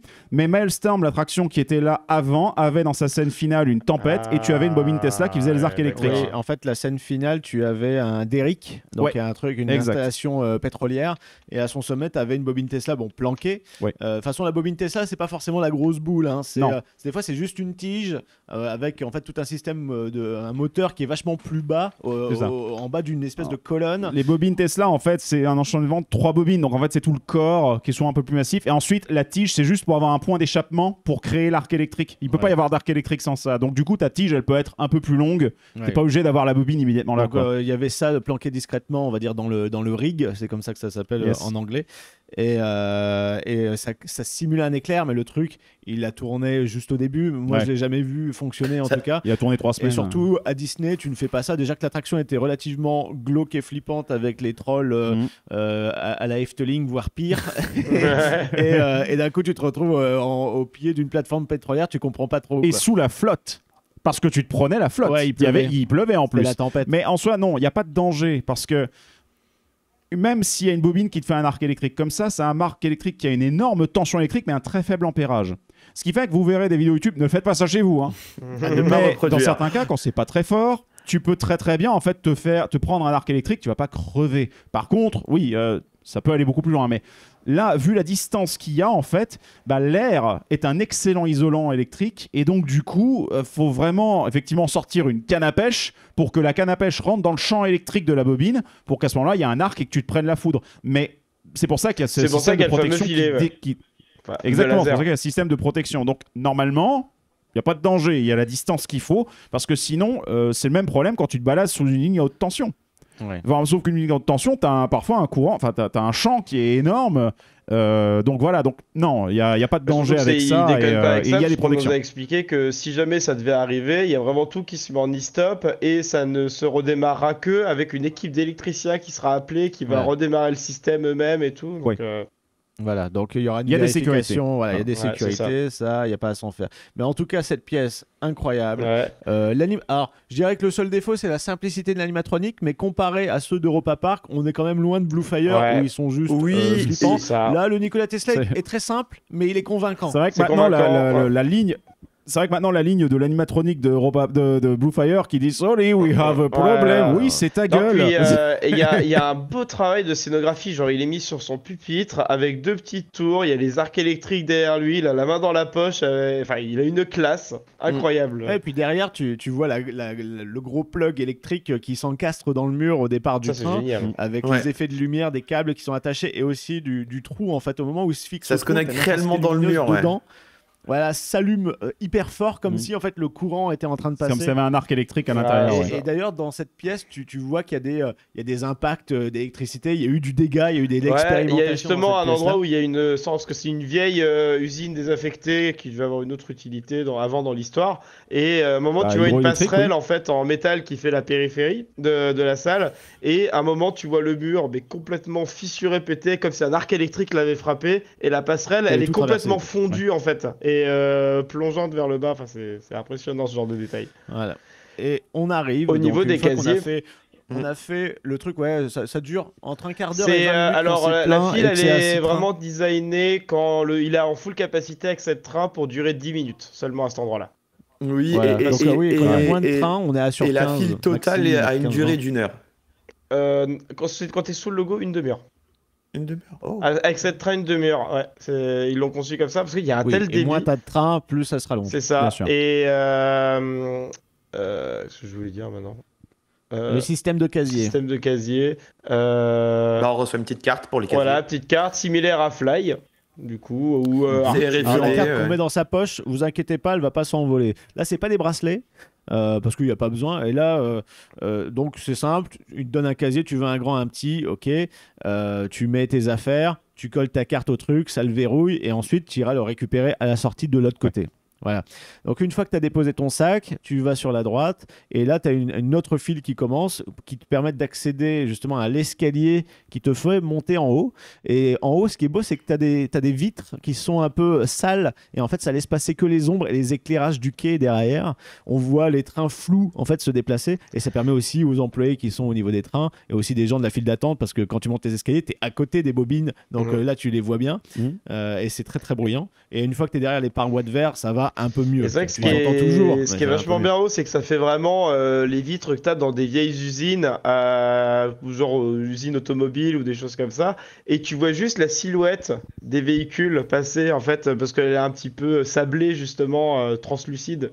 la vitre. Et donc du coup, il y a la hype qui monte, mais tu y es presque, mais tu le vois pas encore complètement, quoi. C'est super. Ouais. Et du coup, c'est vrai que ça, c'est un truc qui m'a surpris sur les vidéos, parce que je n'ai pas fait. J'attends je rouge mon frein, t'imagines même pas pour y aller, quoi. Mais du coup, c'est vrai que ce qui m'a surpris, c'est que l'embarquement se faisait en étage, ce qui fait que du coup, tu peux avoir cette scène à droite de retour de train, à gauche, et je pense que ça va aussi être un petit trick pour peut-être économiser un peu d'électricité pour faire monter les trains ensuite. Parce que pour atteindre l'apex de l'attraction, t'as déjà un étage, t'as gagné 5 mètres, quoi. Oui, je suppose aussi pour mettre pas mal de mécanismes, parce que en arrivant sur le quai, on est sur un embarquement continu. Qui est génial, c'est que ils ont été obligés de nous faire une Fantasyland. C'est-à-dire qu'il n'y avait pas beaucoup de place pour, à cet endroit-là, mettre un quai avec boutique, file d'attente. Ils étaient obligés d'avoir une salle très haute pour les effets de la bobine Tesla.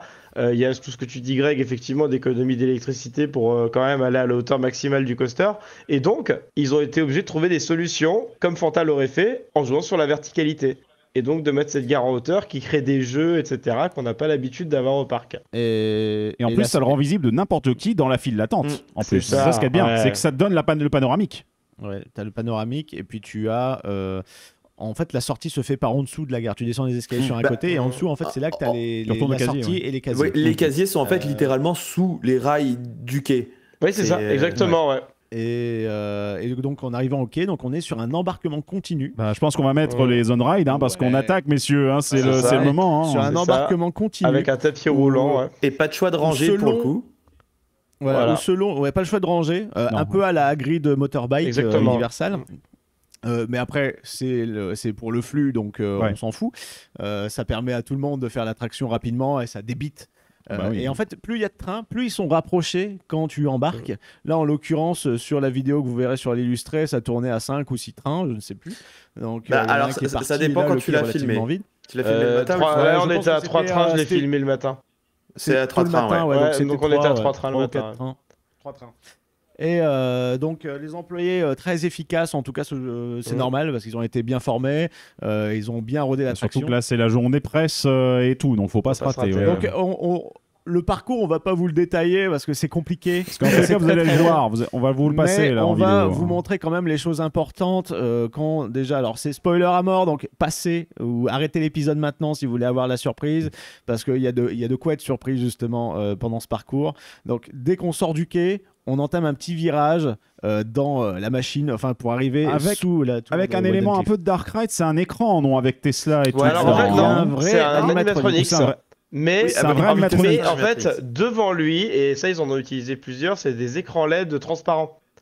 Où en fait c'est devant lui, il y a les arcs électriques, mais donc lui, l'animatronique, c'est réellement derrière, et ils ont fait des interactions avec des vrais props, mais genre t'as l'impression que l'électricité tape le props avec de la fumée qui sort vraiment dessus, et donc ça fait un effet qui fonctionne très totalement. Malin. Puis là, les effets de LED, t'as des décors les effets de LED se lancent. T'as des décors réels, et donc lui qui est en réel aussi avec les écrans. Et donc quand t'es là, on arrive sur le rail, justement. Et ce qui est bien, c'est que donc il y a les fameuses trappes dont on parlait qui s'ouvrent sur le côté. Et vu qu'une fois de plus, sur les côtés, c'est des écrans LED transparents, tu as sur l'écran les effets d'arc électrique. Et ça permet de voir en bas dans la file d'attente, et que la file d'attente surtout te voit. Et au plafond, par contre, c'est pas des translucides, c'est des vrais écrans avec enfin, t'es entouré d'écrans qui t'envoient plein de décharges électriques, et donc ça te met une atmosphère incroyable. Sur le côté, normalement, à ce moment-là, c'est même pas des écrans sur les on-ride, parce qu'on se rapproche pas mal du plafond à un certain moment. C'est même des projecteurs qui sont projetés sur une toile. C'est des projos. C'est des écrans sur les côtés qui diffusent. Non, mais c'est bien fichu, l'effet marche. Et t'as un projecteur. Ouais, et tu as un projecteur aussi, je crois que sur le côté gauche, pour l'espèce de vitre sans teint qui te permet de la voir depuis la salle, mais qui fait que depuis le launch, tu ne le vois pas. C'est ça. Et donc, dans cette salle, c'était un truc qui était un peu la surprise pour tout le monde, mais en tout cas, le premier tour, j'avais pas du surprise, non, parce que dans les rumeurs qu'il y avait sur Voltron, on savait qu'il allait y avoir un trick-track immédiatement à la sortie de la station. Oui, les plans qu'on avait pu avoir au moment où le circuit a été dévoilé sur la mairie, par la mairie de Rust, elle est gentille. Il y avait effectivement au niveau de la gare, il y avait un amas de rails un peu particulier sur les plans, et on se doutait qu'il allait forcément se passer quelque chose, mais quoi, on savait pas. Voilà. Et en fait, c'est dans ce box-là, justement, où tu es sur un rail particulier, où tu as toute l'énergie autour de toi qui s'active, la musique, les bruitages, tu as plein de trucs, donc c'est super, ça te sature l'essence et c'est trop bien. Et ben là, en plus, le rail se met à vibrer, genre de fou. Il se met à vibrer. Et tu as un effet de ça monte, ça descend, ça monte. Et à un moment, ça monte très fort. Et tu te dis, putain, on va taper le plafond. Comme si tu étais un peu comme, vu qu'on charge le train, vu qu'il est en train de charger le train en énergie ou un truc comme ça, certainement que tu es attiré par la structure. Du coup, tu viens magnétique, tu es attiré par la structure, un truc comme ça. Il y a peut-être un truc comme ça. Le principe, justement, la grosse prise dont on parlait tout à l'heure dans le mur, et en fait, quand elle se connecte, elle est censée charger le train en énergie pour qu'il puisse se téléporter ensuite. C'est ça. Voilà. Mais en tout cas, cette scène, et en fait, c'est une technologie qu'ils ont développée à la base pour Hydrénaline et qui est utilisée dans Hydrénaline. C'est qu'il y a une salle, alors je ne le spoil pas pour ceux qui veulent faire Hydrénaline, mais où le sol bouge et fait exactement, en plus soft évidemment, les mêmes mouvements. Et c'est cette technologie-là qu'ils ont repris et mis dans Voltron du coup. Parce que pour le coup, les vibrations, on les sent bien. Les vibrations. Alors aujourd'hui, je les ai senties moins forts. Est-ce qu'ils les ont baissés? Je trouve ça dommage. Mais je suis peut-être tombé sur un train où on les sentait moins. Mais voilà. De toute façon, on sent qu'ils ajustent, qu'ils testent des trucs encore. Mais... Peut-être que vu que tu savais quel était l'effet, peut-être que du coup tu t'y attendais un peu. C'est possible aussi, c'est pour ça que j'ai un doute et je l'ai fait qu'une fois aujourd'hui. Parce que bon, 3 heures d'attente. Bref. Super. En tout cas, ouais, mais moi là, j'ai découvert ça en vidéo. Cette salle, moi, elle m'a mis sur le cul. C'était. Moi aussi. Moi aussi. En plus, en face de toi, tu as des écrans qui sont un peu en canevas, enfin un écran décomposé pour créer un effet de profondeur. Un effet de profondeur. C'est hyper impressionnant. Il y a mieux que ça. Il y a mieux que ça, les gars. C'est-à-dire qu'en plus, moi, de ce que j'en ai vu, ça fait partie des rares effets de launch qui sont même meilleurs à l'arrière des trains. Parce que quand tu es à l'arrière, du coup, tu as l'avant qui te bloque l'ouverture de la porte avant le launch. Du coup, tu es ultra immergé, ce qui fait que du coup, contrairement à un truc qui serait localisé au niveau du point de départ, là, tu as un truc qui est immersif sans avoir le gimmick de merde de vas-y, on va mettre 3 écrans sur le launch, coucou Flight Force. Non, là, on a un truc vraiment immersif et qui marche tout aussi bien à l'arrière, voire même autant qu'à l'avant. Et je trouve qu'à l'arrière, dans les Lastro, on vous mettra un on-ride Lastro tout à l'heure, ça rend vraiment bien. Et de nuit, mais ça doit être une tuerie. Et en fait, ce que j'adore avec tout ça, c'est que j'ai toujours été le premier à me plaindre dès qu'il y avait des écrans. Dans une partie Dark Ride où ça se voit, c'est chiant, mais là, avec les effets électriques, ça marche super bien en fait, l'utilisation des écrans. Et Mac Media, là pour le coup, bravo les gars, ils ont fait un travail de dingue sur les effets d'arc électrique. Bien, ils ont pas mis Mac Media. Il n'y avait pas le logo Mac Media en bas, vous êtes retenus, c'est bien. Il n'y a pas le logo Mac Media. C'est vrai. Pour une fois qu'ils le vendent pas à outrance, en fait, ils ont réussi à faire un truc quand même assez subtil sur cette attraction. Ouais, non, franchement, c'est trop bien. Je tiens à vraiment les féliciter parce que la clarté des médias diffusés, alors c'est des bons écrans, mais les médias sont tout aussi bons. C'est-à-dire que le train qui apparaît dans la file, ou que ce soit ces écrans-là, ces projections-là dans le launch, et aussi plus tard quand on sera sous la deuxième tour, la résolution, la qualité d'image est folle. C'est vraiment des visuels magnifiques. Et puis, travail de fou sur la musique. À ce moment-là, il y a des chœurs, c'est hyper épique et tout. Enfin, c'est super. Ouais. C'est saturation sensorielle, vraiment. D'autant plus que à ce moment-là, en fait, on n'est pas non plus dans une salle très, très spacieuse, contrairement à tout ce qui est file d'attente. C'est très cloisonné, donc d'autant plus si on est un petit peu claustro, ça c'est vrai qu'on passe vraiment d'un côté très grand, même la station, alors elle est plus petite, mais vu qu'il y a plein de vides, ça donne une sensation de grandeur. Et d'un coup, c'est assez haut de plafond aussi, la station. Ouais, c'est ça. Et là, d'un coup, paf, on est tout resserré, et avec cette pression qui monte. Puis t'as des écrans sur les côtés, mais ce qui est en face, donc t'as des écrans décomposés avec la porte noire. Mais juste avant cette porte noire, en fait, on a comme on va dire un mur métallique qui entoure juste avant d'être projeté. Et ce mur-là est complètement défoncé. Il est cabossé, il est cabossé et tout, comme si il y a eu des expérimentations qui ont mal tourné. Il y a eu peut-être des humains qui ont fumé comme des rats. Comme un rat, ouais, voilà, c'est ça. Mais en l'occurrence, là, on n'est pas fait comme des rats. Et d'ailleurs, désolé, je ne veux pas te couper, mais il y a aussi les trains. On n'en a pas parlé des trains. Ah oui. Mais la gueule des trains, mais ils sont tellement beaux. Ils sont magnifiques. Avec les effets de lights, les effets de lumière là, sur la station, j'ai vu ça avec les pulsations magnifiques. Sont utiles puisqu'en fait, tant que les harnais ne sont pas tous bien serrés, en fait, les lumières vont clignoter et ne seront fixes que quand le rang est bon. D'ailleurs, truc qu'on n'a pas parlé, mais les harnais, c'est comme RTH. Verrouillage automatique. Alors, verrouillage automatique, mais il n'y a pas, tu sais, le moment où ça relâche, ça remet. Là, ça se verrouille, ça se verrouille. Et en plus, vraiment bien ils harnaché. sont généreux enfin, on est bien serré, mais pour le reste du parcours, ça laisse assez de place aussi pour profiter des éléments. Mais je pense qu'ils ont retouché d'ailleurs quand même les harnais parce que j'ai pas l'impression qu'ils sont aussi larges, aussi gros que non, ils sont RTH. ils sont plus Ils sont fins. beaucoup plus fins et en fait on dirait un peu des harnais, ça me fait penser au Blitz Intamin. Et les barres sont aussi un peu plus, enfin c'est un petit peu plus bas, c'est moins haut que Blue Enfin, Fire, ils ont retouché toutes les formes du siège, tout le confort mais c'était fantastique, hein. On est tellement bien Le assis. siège avec la simulation cuir. Ouais, c'est magnifique, capitonné là. L'assise en simulation cuir, magnifique. Complètement, c'est sublime. Et en plus, les sièges aussi, pour le débit et la capacité, tous ces sièges sont, comme ils appellent, des big boys, c'est-à-dire que c'est des sièges qui sont tous au gabarit grand format. C'est-à-dire que pour les personnes à forte corpulence ou des choses comme ça, ils sont beaucoup plus capacitaires. Et pour autant, il y a une bonne taille d'accueil, parce que il me semble que c'est 1m30. Oui, c'est 8 ans 1m30 pour montrer à bord. C'est ça. Ouais. Et après, alors le petit détail quand... technique, bon, je pourrais pas l'expliquer vraiment, mais on avait demandé à Patrick Marx, du coup, qui avait bossé sur le projet, si ça changeait beaucoup des Big Dipper dans la conception des trains. Il a dit, vu d'extérieur, on pourrait croire que c'est pareil, mais il dit à l'intérieur, c'est totalement repensé, c'est pas du tout la même chose dans la manière dont les châssis sont faits, les attaches, c'est totalement autre chose. Pour information, les Big Dipper, c'est comme le modèle qu'on a Lost à Gravity, Holland, donc Lost Gravity, ce qui va se faire là au Prater, justement. Et justement, ce que j'allais dire aussi, c'est que les rangées, elles sont bien espacées entre elles. Ouais. Ce qui fait que quand les gens sont installés, en fait, tu as une grosse plaque carrée au sol à l'avant de chaque rangée sur laquelle tu peux circuler très facilement. Donc, que ce soit toi quand tu t'installes un peu en last minute ou aussi des employés pour circuler très librement. Et en général, si tu as un problème, justement, une personne trop corpulente ou un harnais mal mis, en fait, le tapis roulant, ils ont le temps de le faire jusqu'à ce que tu arrives au bout. Et le tapis roulant, si jamais c'est pas bon, il va s'arrêter à la rangée, donc l'extrême limite avant de partir, justement avant le pré-launch, si tu veux.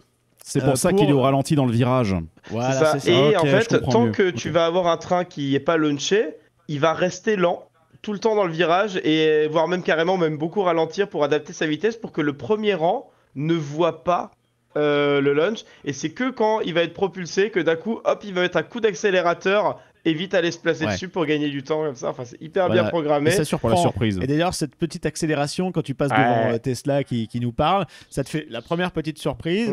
Et ensuite, donc là, on a le up and down, tu vois. Les portes s'ouvrent. Je relance du coup la vidéo. Ça fait 3 fois que je la mets en stop. Et en plus, c'est trop beau parce que c'est parti, on la laisse. Des plaques en métal partout, tu as des effets d'éclairage. Tu vois, là, tu as la petite accélération. Et une fois qu'on est installé, bon, les volets se sont fermés sur notre gauche. Et ben, ça y est, paf, tu as tous les effets d'électricité. Alors de nuit, ça rend encore mieux parce que les portes qui vont s'ouvrir devant nous, en fait, de nuit, on distingue pas quand elles s'ouvrent. Tu les vois pas. Voilà, ça reste si t'as pas l'intrusion lumière. Mais là, tu as la lumière qu'on se prend dans la gueule, le rail s'est aligné et là, c'est parti. Propulsion, le petit taquet derrière la nuque. Et je peux vous dire que ce launch plus que vertical, génial. Il est assez surprenant parce que j'ai l'impression qu'il se fait en 2 temps.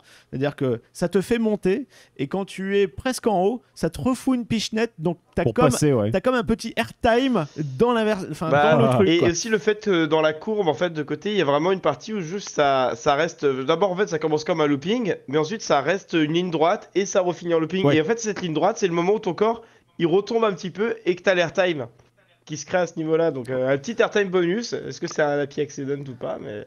Bah ce sera le 21e du coup. C'est genre airtime, hangtime, on sait pas trop. Mais c'est hyper agréable, je savais pas du tout à quoi m'attendre comme sensation à cet endroit-là, mais en fait ça monte super bien, c'est super. C'est très surprenant et puissant pour le coup. Ouais, bah justement ils ont été obligés, on le voit sur la vidéo, de mettre 2 rangées d'aimants pour augmenter la puissance du bordel, parce que les trails font quand même 8 tonnes. En frontal, t'es 4 bobines. C'est ça. 4 bobines, donc t'en as 2 à gauche, 2 à droite, si je dis pas de conneries. C'est le double par rapport à ce qui se faisait avec Blue Fire ou autre. Justement parce que alors les trains, même s'ils font finalement que 10 tonnes comparé à d'autres trains plus longs, il faut quand même les propulser à la verticale, mais du coup à la beyond verticale, qui est le nom de cet élément. Et c'était pour des soucis d'économie aussi d'électricité, de ne pas le mettre totalement à 90 degrés, mais donc plutôt à 110, c'est 105. Ça 105, pardon. 105 degrés, justement. Et donc là, en fait, c'est un top hat inversé, cette figure. top hat inversé, et ensuite vous le redescendez, et quand on redescend et que le rail se redresse sur le toit, on passe sous la tour de sur la toiture de la... Enfin, on passe sous la tour et donc sur la toiture du bâtiment. Ouais. Et là, t'es écrasé, c'est-à-dire que t'avais un peu de légèreté, t'étais poussé sur le dos, un peu de légèreté, là ensuite ça t'écrase, et ensuite une fois que t'as passé, tu as un tire-bouchon, mais qui se fait en pente, que tu prends extrêmement vite. Bah, parce que du coup, t'as vraiment descendu en fait.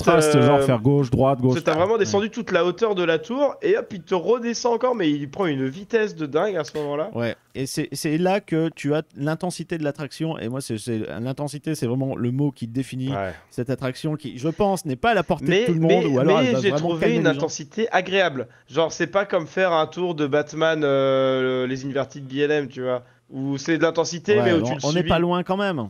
Ouais, mais en fait, c'est marrant, c'est intense mais doux. C'est bizarre à dire comme ça, mais.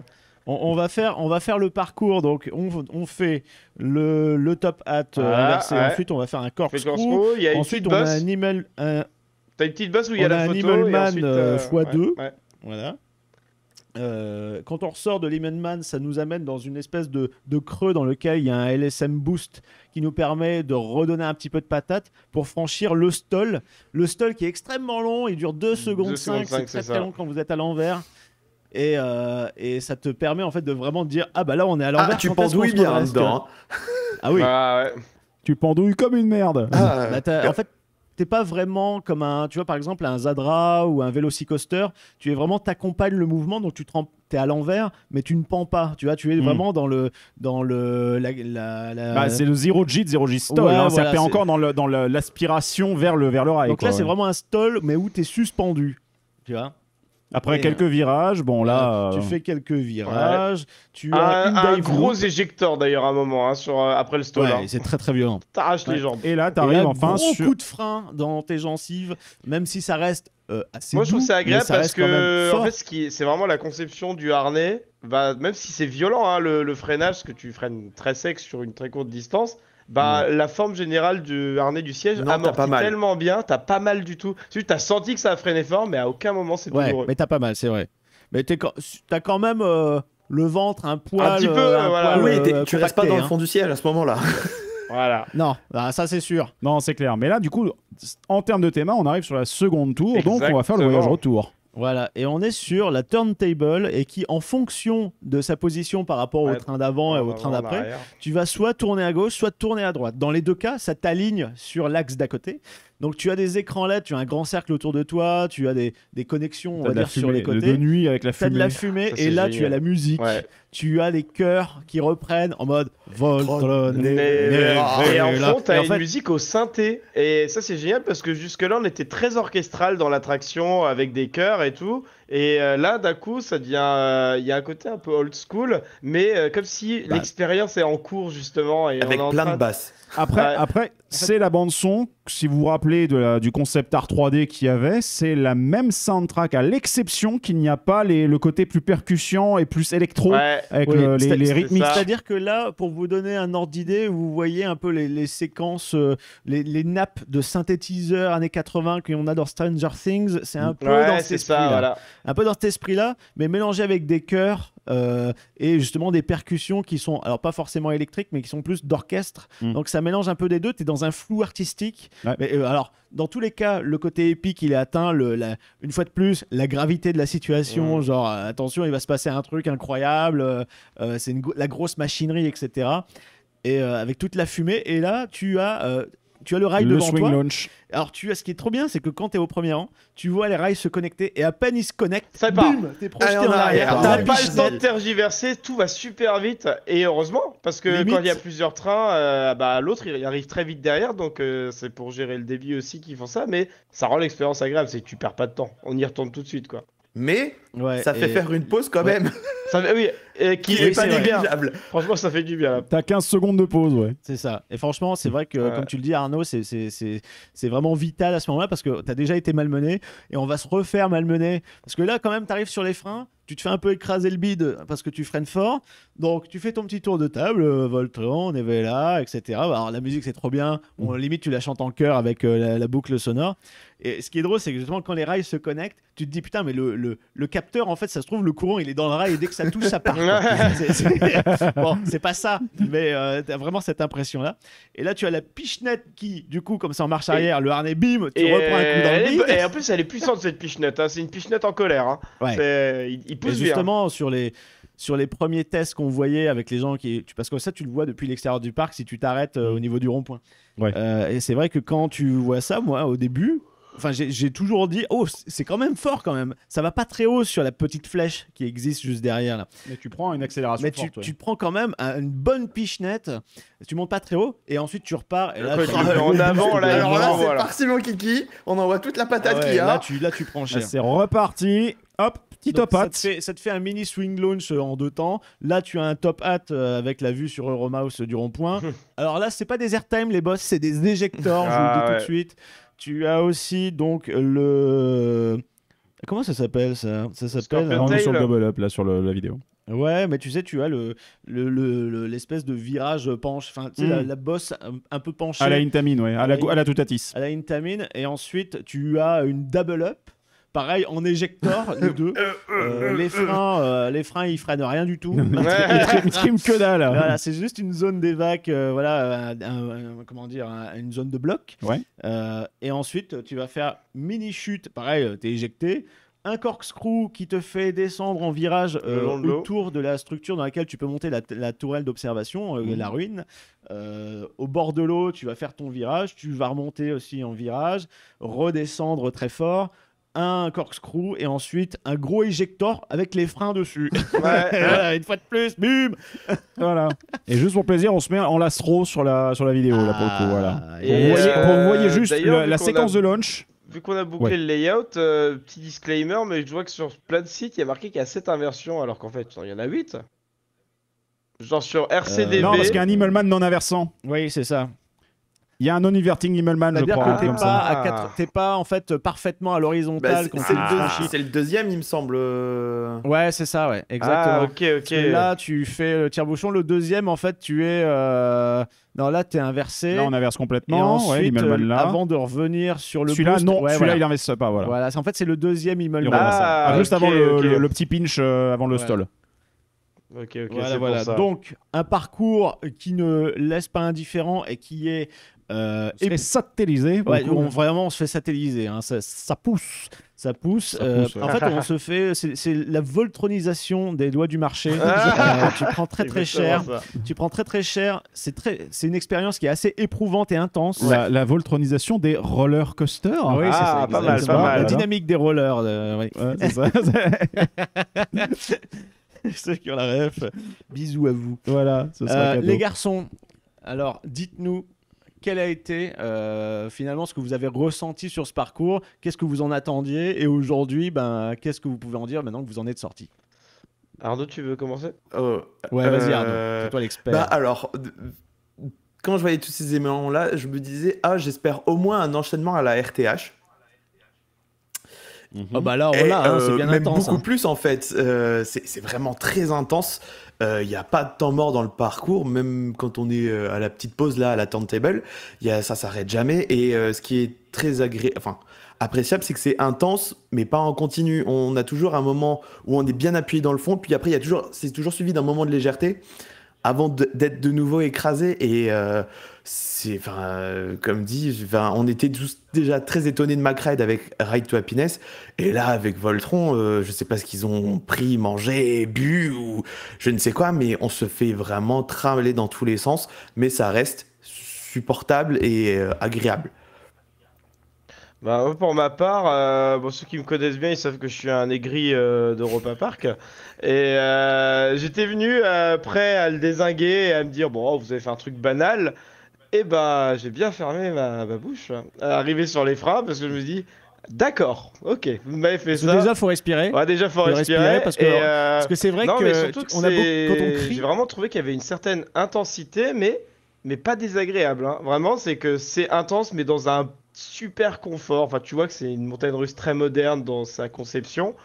Et ce qui m'a vraiment marqué, c'est quand après on a eu parce que le soir on avait donc l'événement avec les fans, Et dans l'après-midi, j'en avais déjà croisé sur le parc et ils m'ont dit ah mais du coup vu que t'as déjà fait Voltron, tu le comparerais à quoi qui existe déjà? Et je savais pas quoi répondre parce que je me dis en fait il ressemble à rien d'autre. Il est hyper unique ce truc. En fait c'est ça qui après coup m'a marqué, c'est que c'est une expérience que tu n'as nulle part ailleurs dans le monde en fait. Après, ouais, vu que Mack Rides avait quand même servi RTH il n'y a pas aussi longtemps que ça dans un parc qui était hors radar pour beaucoup de monde, ils avaient intérêt pour que le Striker aussi a un enjeu commercial. C'est que le Big Dipper, il s'est pas très bien vendu. L'Express Spinning, il ne s'est pas très bien vendu non plus. Apparemment, il y a un clone de RTH qui arrivera à Holiday World. Là, dans cet esprit, oui. Dans l'esprit. Holiday Park, pardon, excuse-moi, je confonds. Là où il y a Expédition GeForce. Exactement, ouais, l'autre parc Plop de Studio 100, pardon. Donc là, c'est vrai que maintenant, en plus, rappelez-vous ce qui avait été dit sur RTH. Ils avaient dit, OK, on avait designé le circuit en pensant, en essayant de le mettre à ce qu'on pensait être la limite humaine, mais on constate qu'on peut aller plus loin. Et donc là, je pense que c'est effectivement le plus loin dont il parlait. Je pense qu'on commence à arriver dedans. C'est-à-dire que là, en plus, Mac corrige des problèmes de ce que j'en entends. Mac corrige des pépins sur les launchs qui étaient réputés mous. Généralement. RTH, ils sont plus trop mous. Hein. Non, mais déjà RTH, il y avait un côté baf avec le coup de l'aimant en plus dans le premier relaunch. Là, maintenant, de ce que vous en dites et de ce que j'en entends, à chaque fois, les launchs sont puissants, soutenus et parfois ont même des petits à-coups en plus dans le truc. Le parcours est soutenu. En gros, là, je pense qu'ils ont appliqué la recette et je pense qu'il y a peut-être un nouveau Mac qui est en train d'émerger. Et justement, là. je rebondis sur ce que tu dis, c'est que là où Europa Park, ça a toujours été le showcase de Mac, mais parfois c'était un peu le showcase des gadgets bas de gamme de Mac. Si on prend l'exemple de Bluefire avec les capteurs du pouls qui marchaient pas bien. Les haut-parleurs sont embarqués qui marchaient pas super bien. Enfin, il y a toujours eu plein de tests, etc.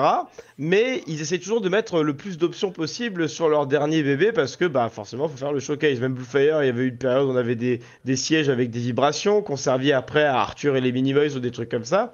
Mais là, Voltron, c'est la bagnole toute option parce qu'ils ont quand même mis tout ce qu'ils peuvent mettre dans un coaster. Mais sauf que là, c'est des options qui marchent toutes. En fait, qui sont basées sur tout ce vécu. Bluefire, Arthur, etc. Avec Cancan, après, ils ont pu tester plein de choses. Et là, c'est la version finale qui marche. Et il n'y a rien qui fait gadget, en fait, dans Voltron. Tout fait très abouti. Alors, je me permets un petit truc, juste un point qui, moi, me vient à l'esprit quand je vois Voltron et quand j'ai entendu l'annonce aussi là-dessus. Même si je comprends 1000 fois d'un point de vue technique, d'un point de vue consommation électrique, d'un point de vue poids embarqué, d'un point de vue complexité d'embarquer ça dans un système qui quand même prend des baffes et des jets dans tous les sens, vous savez de quoi je vais parler. L'audio embarqué. Ils avaient servi une bande son sur l'on-ride qui était magnifique et qui était ultra bonne.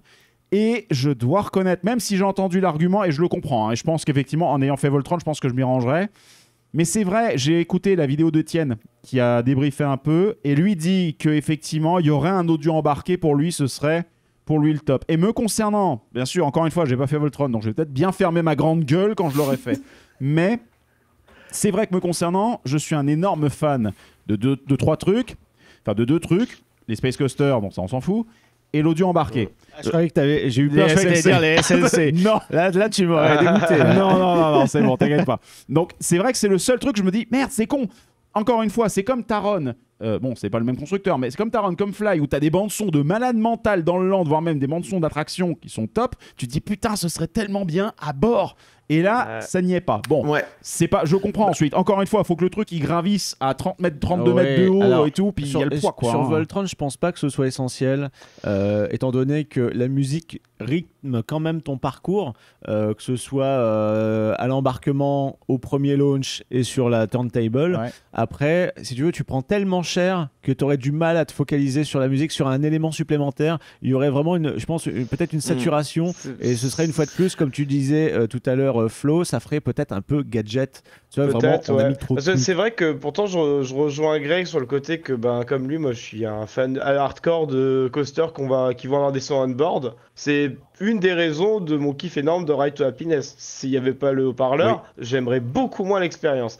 Mais dans Voltron, étrangement, j'ai pas du tout ressenti ce manque parce que effectivement, je pense que comme tu dis Val, c'est tellement intense que limite, t'as pas besoin de cette information en plus. Il y a déjà tellement de choses qui se passent. Et l'autre réflexion que je me suis fait suite à ça, c'est que j'avais très peur quand j'avais vu le coaster se construire qu'on voit les backstage parce qu'on passe en plein dedans pour rejoindre la deuxième tour. Et ben, à aucun moment j'ai fait attention à ça. Et je m'en suis seulement rendu compte en regardant un peu les on-ride. Ah, mais purée, ça, on passe au-dessus du bâtiment, on voit toute la tuyauterie de ça et ça. Mais alors, une fois dans le coaster, tu fais pas gaffe. Tellement t'es pris. T'as des œillères un peu, tellement t'es pris dans l'instant. Parce que tu vis à bord du train, quoi. Tu vis le truc. Et puis après, c'est vrai qu'en plus, il y a la pause qui est ponctuée par un acte musical, comme t'as dit Val et tout. Donc, ça passe bien, en fait, finalement. Quand tu dis ça comme ça, on a tellement l'impression. Voici votre entracte, quelques popcorn très cher. Une petite pause avec la musique d'ascenseur. Alors, je vais rebondir justement sur ce que tu disais, ce que vous disiez, les garçons. Les backstage, on fait pas du tout attention, sachant qu'il y a des bâtiments en construction qui seront des bureaux, qui seront des locales de stockage, tout ça, mais normalement, ils sont pas finis, mais il y aurait des façades témées, donc ça s'intégrerait plutôt bien. Oui, on sait pas trop parce que, effectivement, la société qui est en charge de la construction a dit qu'ils allaient faire quelque chose qu'ils n'ont jamais fait. Alors, est-ce que ça parlait de la thématisation? Ce sera quand même intégré, c'est leur bijou à Europa Park, il faut que ce soit. D'autant plus qu'il serait quand même surtout logique de moins thématiser les façades qui donnent sur le quartier grec. Croate, pardon, parce que pour le coup ils sont quand même visibles depuis le land et il serait quand même sympa de les thématiser, même si le quartier croate risque de très vite s'agrandir, donc du coup ça peut être englobé. Et j'aimerais juste revenir sur l'histoire de l'audio embarqué aussi. Oui. Europa Park a de l'audio embarqué et on sait à quel point c'est un peu difficile de l'entretenir aussi. Blue Fire ça a du mal et Cancan Coaster en a, ça fonctionne plutôt bien, mais il y a quand même 5 trains à entretenir. Ça n'empêche pas qu'on ait des bugs aussi. Oui, voilà. Mais il y a 5 trains à entretenir avec de l'audio et je sais pas, peut-être que le parc ne serait pas en capacité d'entretenir 7 trains supplémentaires avec de l'audio embarqué aussi, parce que du coup ça fait beaucoup de trains avec de l'audio. Hein. Puis je me rends pas compte, peut-être Greg, tu pourras m'aiguiller sur ça, mais est-ce que ça représente beaucoup de points en plus dans le train quand même? Je pense que... J'ai jamais eu les chiffres. À vrai dire, je n'ai jamais eu les chiffres sur un poids d'audio embarqué, mais... Aujourd'hui, ça a changé, c'est beaucoup plus léger. Hein. C'est plus léger. Après, tu l'as dit, le truc, c'est que Blue Fire, en plus, il souffre d'un autre phénomène, c'est que tu n'as pas un système d'audio embarqué, tu en as deux. Tu as une version plus légère avec des tweeters tout petits et une autre version qui est un peu celle de RTH. Donc, il y a aussi le fait que j'ai un peu l'impression que sur Blue Fire, il y a quoi, 4 trains, si je dis pas de conneries, c'est ça? 5 trains au total, ouais. 5 trains, mais en je crois qu'il y en a 2 ou 3 seulement qui sont équipés des gros haut-parleurs. Ouais. Il y en a plus que un, du coup, il y a ça. Ah. Mais le problème, c'est vrai que surtout l'audio embarqué, comme tu le dis, c'est vrai que sur 7 trains en même temps, plus exposés aux conditions météorologiques, c'est-à-dire qu'aujourd'hui, RTH, par exemple, pour l'avoir fait il n'y a pas très longtemps, qui, du coup, c'est le même constructeur, donc c'est le même assemblage en soi, hein, on peut comparer. Train 1, aucun problème de son embarqué, on a les basses, le truc, c'est parfait, et RTH, c'est quand même vachement extrême aussi dans son genre. Donc, certes, apparemment, Voltron se classe au-dessus en termes d'intensité de ce que j'en entends jusqu'à présent. Clairement. Mais pour moi, l'audio embarqué dans RTH, il me donne un rythme de fou. C'est lui qui Et comme je te rejoins à 2000%, Florian, si l'audio embarqué n'est pas sur RTH, ça m'emmerde. Il n'y en a pas sur Time Traveler, Silver Dollar City. Non, mais du coup, par contre, j'allais dire ça, train 1, aucun problème d'audio embarqué. Train 2, le dernière voiture, souvent il y a des merdouilles et c'est un peu capricieux quoi, comme truc. D'ailleurs, à propos de numéro de train, nous, c'est parti, l'instant cagette. Voilà, exactement. Et, apparemment, le train numéro 2, et j'ai pu expérimenter plusieurs trains, ils sont assez différents. Et le train numéro 2 vibrait et c'était désagréable. Ça se trouve, c'est peut-être lui qui a fait du stall. Alors, en fait, d'ailleurs, j'ai eu l'info entre-temps de pourquoi on a eu un rollback. C'est que justement, ils voulaient régler ces problèmes de vibration dans les trains. Et donc, les ingénieurs de McRide sont venus resserrer un peu les boulons des roues pour justement réduire les vibrations. Sauf que c'était trop serré, donc trop de frottement. Et c'est pour ça qu'il a rollback. Trop de friction. Ah oui, merde, trop de friction. Mais entre-temps, du coup, ils ont peut-être pas touché qu'un seul train parce que le tour que j'ai fait aujourd'hui, j'étais assis donc sur les extérieurs gauche. Je n'ai là pas une seule vibration. Oui, c'est vrai que pendant qu'on enchaînait les tours, pendant la conférence de presse et même le soir, en fonction des trains et des rangées, on a des ressentis complètement différents sur ces histoires de vibrations. Donc, je pense que c'est juste une question de calibrage, quoi. Eh ben, tant mieux parce que c'est vrai que là ils l'ont ouvert mais il disait voilà c'est un peu encore un working progress plus ou moins. Il est safe pour accueillir des passagers, l'expérience elle est quasi complète mais il y a toujours des petites modifications qui sont apportées. Pour ma part, cette attraction, même en me disant bon, ça va ouvrir dans longtemps, etc. Voilà, je voulais pas être hypé, mais en fait, on l'est tous parce que il faut reconnaître que niveau marketing et com, ils sont très très forts. C'est un des parcs majeurs européens. T'es dans un parc de constructeurs. Tu sais que c'est choqué, tu sais qu'il y a des enjeux marketing et communication. Un parc majeur européen, mais qui je trouve s'aligne enfin avec la concurrence, parce que tous les projets du parc étaient toujours très bien, mais je trouvais toujours en dessous de ce que pouvait proposer Fantasyland, Efteling, bon, pas Disneyland Paris, mais pour des raisons évidentes. Ou même là, ce qu'ils ont fait à Alton Towers avec Nemesis, ça a l'air super. Et puis là, ça y est. Pas Nemesis. C'est pas Nemesis. Alton Towers, si, Nemesis. Ah, tu parles de Mac ou tu parles de... Non, je parlais des autres parcs, ce qu'ils font. Et là, maintenant, on a vraiment un modèle qui vient rivaliser avec tout ça. Genre, pour moi, Voltron, il peut faire un bras de fer avec Taron. Hein. Oui. Mais je pense qu'aussi McRide a pris la confiance parce que, tu vois, ils avaient fait un Blue Fire. C'était un truc qui devait bien marcher, montrer des éléments, etc. de fabrication. Donc finalement, ça a été vendu. Ils ont fait des modèles custom, que ce soit... Et regardez, même à Epic Universe, on a des gros roller coaster Mac, que ce soit un spinning, que ce soit aussi le duo là, dans le Starfall Racer. Avec des figures un peu faux-folles, quoi. Et pareil pour Hyperia qui ouvre à Thorpe Park là très bientôt. Ils prennent des risques. Et construire cette attraction-là, en fait, à Europa Park, je trouve que non seulement ça complète l'offre parce qu'on n'avait pas quelque chose d'aussi intense, mais c'est aussi osé parce que ça peut laisser sur le carreau quand même pas mal de monde, parce que c'est très fort. C'est très fort, même si c'est doux. En fait, il y a des courbes d'intensité, si tu veux, qui sont un peu arrondies, au même titre que, par exemple, sur RTH, tu sais, quand on train spin sur certains virages, certaines inversions, ça adoucit le mouvement, mais pourtant, tu as l'impression que c'est quand même intense, tu vois. Mais pour le corps, ça passe. Là, on n'a pas le spin. On a quand même des gros coups de frein, on a des gros boosts, on a des inversions qui s'enchaînent à un rythme effréné. C'est assez fort et c'est une attraction qui est un peu fatigante. Alors, je l'ai fait 17 fois, je conseille pas de le faire 17 fois en une journée parce que j'ai été vraiment fatigué. Je suis encore fatigué de cette journée, pour te dire. Je crois qu'on s'en remet tous encore un peu. On a vraiment trop enchaîné et je pense que là, vous n'allez pas pouvoir enchaîner de sitôt. Là, va falloir s'armer patience. Et en plus, moi, je trouve que c'est une attraction qui est très généreuse parce que entre le moment où tu mets ton cul dans le siège et où tu te lèves, il se passe 3 minutes quand même. Ouais, et puis t'as 1385 mètres de rail, putain, c'est énorme. Surtout séparé en deux parties avec la turntable. Oui, c'est pas comme un Silver Star qui a un lift super long, c'est que là, on y va. Donc, là c'est vraiment 1300 mètres de full parcours. C'est ça. Ouais, tu t'ennuies pas. Après, Europa Park, McRides sont conscients aussi de quelque chose, c'est que là, ils sont en position de créer l'offre et la demande. Parce que, étant donné qu'ils ont Europa Park, on va avoir c'est quand même un truc fréquenté par combien 5-6 millions de personnes, non, par année 6 millions.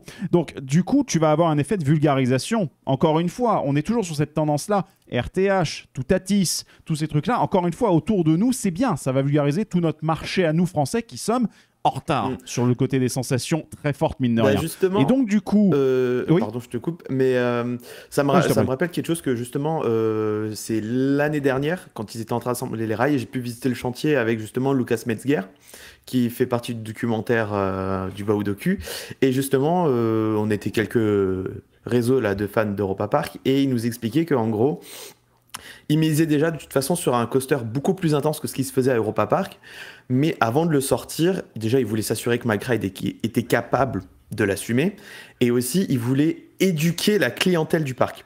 Parce que c'est vrai que Europa Park, dans ses alentours, il n'y a pas... À proximité, il n'y a pas vraiment de gros parc qui a de grosses machines. Allez, il y a Holiday Park, c'est le plus proche avec EJF. C'est ça, mais c'est tout. Mais c'est tout. Et justement... le gap de fréquentation est assez énorme en plus entre EP et Holiday Park. Donc le parc voulait éduquer sa clientèle justement avec le Blue Fire, aux inversions et à la propulsion.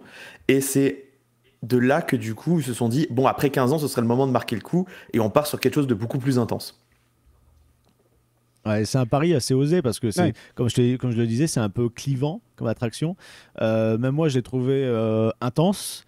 Ça fait longtemps que j'ai pas ressenti ça. Non seulement à la fois parce que c'est très fort. Et secondo, la théma ajoute beaucoup justement à cette sensation. Et ça fait longtemps que j'ai pas eu ça dans une l'effet tour de attraction. la terreur. Oui, voilà, c'est-à-dire qu'on te met vraiment dans une situation où il y a un risque, où il y a un enjeu. Alors, c'est fictif, il y a de évidemment. l'inconnu. Il y a de l'inconnu et c'est une question de défi, mais avec un risque, tu vois. Et ça symbolise aussi bien dans la thématique que dans la réalité, puisqu'il y a un risque aussi pour le parc d'avoir mis les bouchées doubles sur cette attraction, de l'avoir survendue depuis 2 ans. Et en fait, ils l'ont pas si survendue que ça. Oh, parce loin que de là. elle délivre exactement ce qu'on en attendait, c'est-à-dire un truc intense, électrisant, c'est le cas de le dire. Wow, c'est électrisant, c'est électrisant, il y en a partout. C'était l'autre bouton. Donc, petit effet à la Voltron dans le studio. Désolé pour ceux qui n'ont pas l'image. C'est pas grave, c'est pas grave. En gros, tous ceux qui ont l'image ont fait une crise d'épilepsie. Là. Voilà. Par contre, avec tout cas, tous ces retours félicitations à très leurs équipes, positifs, maintenant Europa Park, on va vous attendre au tournant sur la prochaine attraction. Parce qu'il va pas falloir baisser les standards. Ça va devenir la nouvelle norme maintenant, Voltron. Oui, c'est déjà On va s'attendre à la ça. standardisation va falloir maintenir, quoi. Hein. Voilà. En même temps, les gars, vu que c'est quand même McRides qui installe à Europa Park, vu quand même le carnet de commandes actuel entre Hyperia, Starfall, j'ai plus le nom, RTH, enfin peut-être le second RTH qui risque d'être fortement un McRides aussi. Il y a aussi le Maintenant, spinning de Universal Epic Universe et ils font d'autres attractions, t'inquiète pas, à l'étranger, en Chine. exact. Le plus Futuroscope Voltron actuellement. maintenant. Ah oui, Plus Bermude. le Big Dipper qui va ouvrir au Prater, plus le second Striker qui va ouvrir à Il y a Fantasiana. un Igloland aussi, bientôt, un Big Dipper. On sait pas En si c'est théorie. on sait pas si c'est eux ou pas. Hein. Mais je pense que oui. ça n'a pas été dit. Mais en tout cas, je pense que McRides a fait un énorme virage et c'est ce que je voulais dire tout à l'heure. Non seulement ils éduquent la clientèle, comme tu le disais à très juste titre à Arnaud, mais ils éduquent aussi leur clientèle B2B. Oui. Parce que montrer, regardez, parce que effectivement, jusqu'à présent, ce qui faisait peut-être un peu tâche, c'est genre, venez voir notre nouvelle nouveauté, on va aller à Plopsaland. Ça fait dommage, t'as Europa Park, c'est quand même votre... Donc maintenant qu'ils ont le vaisseau amiral avec le nec plus ultra de ce qu'ils savent faire, ils vont pouvoir faire marcher la machine commerciale, et je pense que ce genre de truc, certainement pas dans une dimension d'un Voltron, mais ça va certainement aider énormément à rendre le catalogue Mac, et certainement un catalogue dépoussiéré, modernisé et intensifié. C'est sûr que ça attire le projecteur. Subjectif, hein, mais c'est vrai que alors, Mac, je les ai jamais trop portés dans mon cœur, comparé à d'autres constructeurs. Moi, j'ai toujours préféré Intamin, B&M, Vekoma, par exemple, mais là... Avec Voltron, ils ont gagné énormément de crédibilité à mes yeux. Et vu que Europa Park, c'est le vaisseau amiral, comme tu le dis, bah, ça se trouve, il y a d'autres personnes qui vont peut-être avoir ce même effet que moi, se dire « Ah ok, c'est donc ça aujourd'hui, McRide. » Et ça a de la gueule, quoi. Je pense qu'ils font un peu leur Vekoma. Alors Vekoma partait très très loin, mais il y a effectivement un shift de stratégie là. Ouais, totalement. Il y a un gros shift. Mais on peut les féliciter parce qu'il y a cette prise de risque-là, autant au niveau technique qu'au niveau thématique, c'est-à-dire de proposer quand même une attraction, un package complet qui se hisse au-delà de Disney, qui peut rivaliser avec Universal. Disney ne joue même pas. Oui, ils arrêtent. Mais en tout cas, voilà, je te mets l'innovation marketing de Disneyland Paris. Voilà. Là, on est à Disney. Super. Mais ce qui est bien, c'est que voilà, ça permet de hausser justement les standards de qualité et que beaucoup de parcs européens avaient déjà fait. Europa Park en faisait partie, évidemment. Mais là, il y a vraiment un cran supplémentaire, que ce soit... Parce qu'en plus, leur attraction avec Nikola Tesla, il y a le cinéma 3D qui raconte l'histoire avant ou la construction. Qui fait le pré-show, en quelque sorte. Qui fait le pré-show de l'attraction. Et il y a encore autre chose. Il y a la série de livres. Il y a la série de livres qu'ils ont vendu à plus de 500 000 exemplaires. Je crois que c'était ça qu'ils avaient dit. C'est énorme. Qui est vendu à la Fnac, notamment. Enfin, ils ont vraiment bossé le marketing autour de ça. Ils ont leur spectacle sur glace cette année qui a une version spéciale sur Nikola Tesla. Puis le Dôme des Rêves, il y aura aussi un truc. Non, le Dôme des Rêves, c'est encore le film de l'année précédente qui utilisait le quartier croate. C'est encore le bête film qui promue, qui parle de la Croatie, voilà. Ouais. Mais il y a une petite exposition à côté. Et il faut savoir que la Croatie n'est pas finie, parce qu'on on sait qu'il y aura une extension avec peut-être une autre attraction. On sait pas encore quoi. Donc en fait, peut-être que ça va encore améliorer le coaster. Ce qui va se faire à côté. Non, mais ce qu'il y a de très bien en plus, au-delà de ça, c'est que, encore une fois, si on se remet dans la peau d'un guest lambda. Guest lambda, tu lui mets une attraction, un truc énorme avec un titre super, même Voltron, Nevara, by Rimac. Les gens vont pas nécessairement le mémoriser. Les mecs disent « Ah non, le truc avec Nikola Tesla !» Ouais. Ouais. Bah, c'est tout con, mais pour le bouche à oreille, ça marche. Tu t'accroches au personnage. Ouais. Oui. Ben voilà. Tout simplement. Bref, est-ce qu'on n'arriverait pas sur une fin d'épisode, les amis? Parce que je pense qu'on a un peu fait le tour de Voltron. Ouais, on a même fait plusieurs tours. Est-ce qu'on t'a... En fait, j'avais envie de poser la question con à Greg. Est-ce qu'on t'a donné envie de faire l'attraction? Mais en fait, t'as même pas eu besoin de nous pour avoir envie. Ma réponse. Oui, évidemment. Bordel de merde, je l'attends depuis 2 ans, cette attraction. Alors oui, bien entendu que je veux y aller. Et ça, non seulement j'ai envie d'y aller, mais en plus, déjà qu'Europa Park, c'est un parc qui est cher à mon cœur parce qu'il a cette dimension de parc expérience juste dans lequel tu peux te balader. Ok, les attractions ne sont pas toutes, on est d'accord, mais il y a déjà cette expérience fantastique de te balader dans le parc. Avec mes parents, je l'ai fait, ils font pas de coaster à 80 ans. Tu peux faire quand même. Mais ils ont kiffé. Mais qu'est-ce qu'ils ont adoré le parc? Là, ils te regarderont tourner depuis la tour d'observation. C'est ça, il y a ça. Mais surtout, il y en a pour tout le monde. Et là, Europa Park rajoute la dimension haute sensation qui leur manquait un peu ces derniers temps. Pour moi, c'est un oui, un oui, un oui. J'ai juste une seule hâte. Maintenant, c'est poser mon cul dans ce truc-là. La question, c'est est-ce que je mettrai un casque pour pouvoir avoir la musique? Je ne sais pas. Non, ils ne laisseront pas passer. Je suis pas sûr que le casque reste longtemps sur tes oreilles. Je pense pas, non. Bon, Florian, je te pose pas la question parce que tu y étais aujourd'hui. Mais oui, Arnaud, je devais même pas y aller aujourd'hui, mais je me suis dit 3 heures d'attente juste pour le refaire une fois, je veux bien. Voilà. Arnaud, est-ce que ça te manque aussi, Arnaud? Parce que moi, toute la journée, j'avais Voltron. Depuis qu'on a fait les tours, forcément, enfin, la musique qui est en tête et même cette petite mélodie de basse là au synthé, moi, me hante depuis qu'on l'a entendu au cinéma 4D. Hein. J'en ai même fait l'outro pour les vidéos Voltron. Alors, là, c'est un 12DX. Hein, je veux pas dire. Mais là, c'est vrai que là, on prend très cher. On est vraiment pas loin de la perfection. Les vibrations. Nous, on en a eu. Apparemment, ça va être corrigé, etc. Ouais, c'est vrai que le truc est très intense, mais on est vraiment pas loin de la perfection. Donc félicitations en fait à tous les ingénieurs, à tous les créatifs, à tous les industriels, à toutes les sociétés qui ont contribué à ce truc-là. Et félicitations à Europa Park parce que franchement, voir une telle nouveauté dans le paysage qui vraiment délivre. Ce qui a été promis, et ça n'a pas été survendu. Ils ont fait une com marketing au niveau de ce que vraiment était le produit. Et nous, on ne peut que vous recommander d'aller faire cette bestiole, ce bijou. Vraiment, c'est un bijou qui en plus permet de vous instruire un minimum ou de vous poser des questions sur qui est ce mec, etc. Donc ça apporte un peu de culture en plus. Donc exactement ce qui a été fait à une époque, on va dire, à l'apogée d'Imagineering avec du Space Mountain, avec du Spaceship Earth, ou tu vois, plein de trucs comme ça, tu vois, qui te donnaient envie d'en savoir plus. Donc de l'edutainment, mais qui tabasse. Voilà. C'est ça, de l'edutainment dans ta gueule. Voilà. C'est ça qu'on veut. Bref, écoutez, sur ce, je crois qu'on est à la fin de cet épisode. Je fais juste un petit forçage habituel. Déjà, on remercie Arnaud d'être venu. Arnaud de la chaîne EP Forever. Allez vous abonner, c'est sur YouTube, c'est un peu aussi sur les réseaux sociaux, évidemment. Oui. Voilà, spécialisé sur Europa Park, mais pas que. Voilà, de temps en temps, on sort des frontières allemandes pour faire quelques petits parcs. D'autres MacRide. Voilà, enfin pas que. Hein. Pas que. Je suis pas très fan de... Enfin, Taron n'est pas dans mon cœur, mais j'aime beaucoup Black Mamba. Monsieur a du goût, je comprends. Très bien, et donc merci beaucoup Arnaud de nous avoir rejoints. De rien, merci de m'avoir accueilli. Avec plaisir, tu reviens quand tu veux, il n'y a pas de souci. Avec plaisir. T'as ta place au chaud quand tu as besoin de parler au P. Voilà, pas de souci, ton fauteuil est au chaud. Pour nous, c'est très simple pour nous retrouver, puissancepark.fr, Vaisseau Amiral, podcast, YouTube, Twitch, la boutique. Vous connaissez, dans tous les cas, cet épisode est déjà trop long, donc puissancepark.fr, démerdez-vous. Voilà. Encore merci aux équipes d'Europa Park de nous avoir accueillis. Merci beaucoup à Sébastien Ganzer d'avoir rendu des choses par le passé. Et là, avec cet événement et peut-être d'autres trucs futurs, on ne sait pas, on verra bien.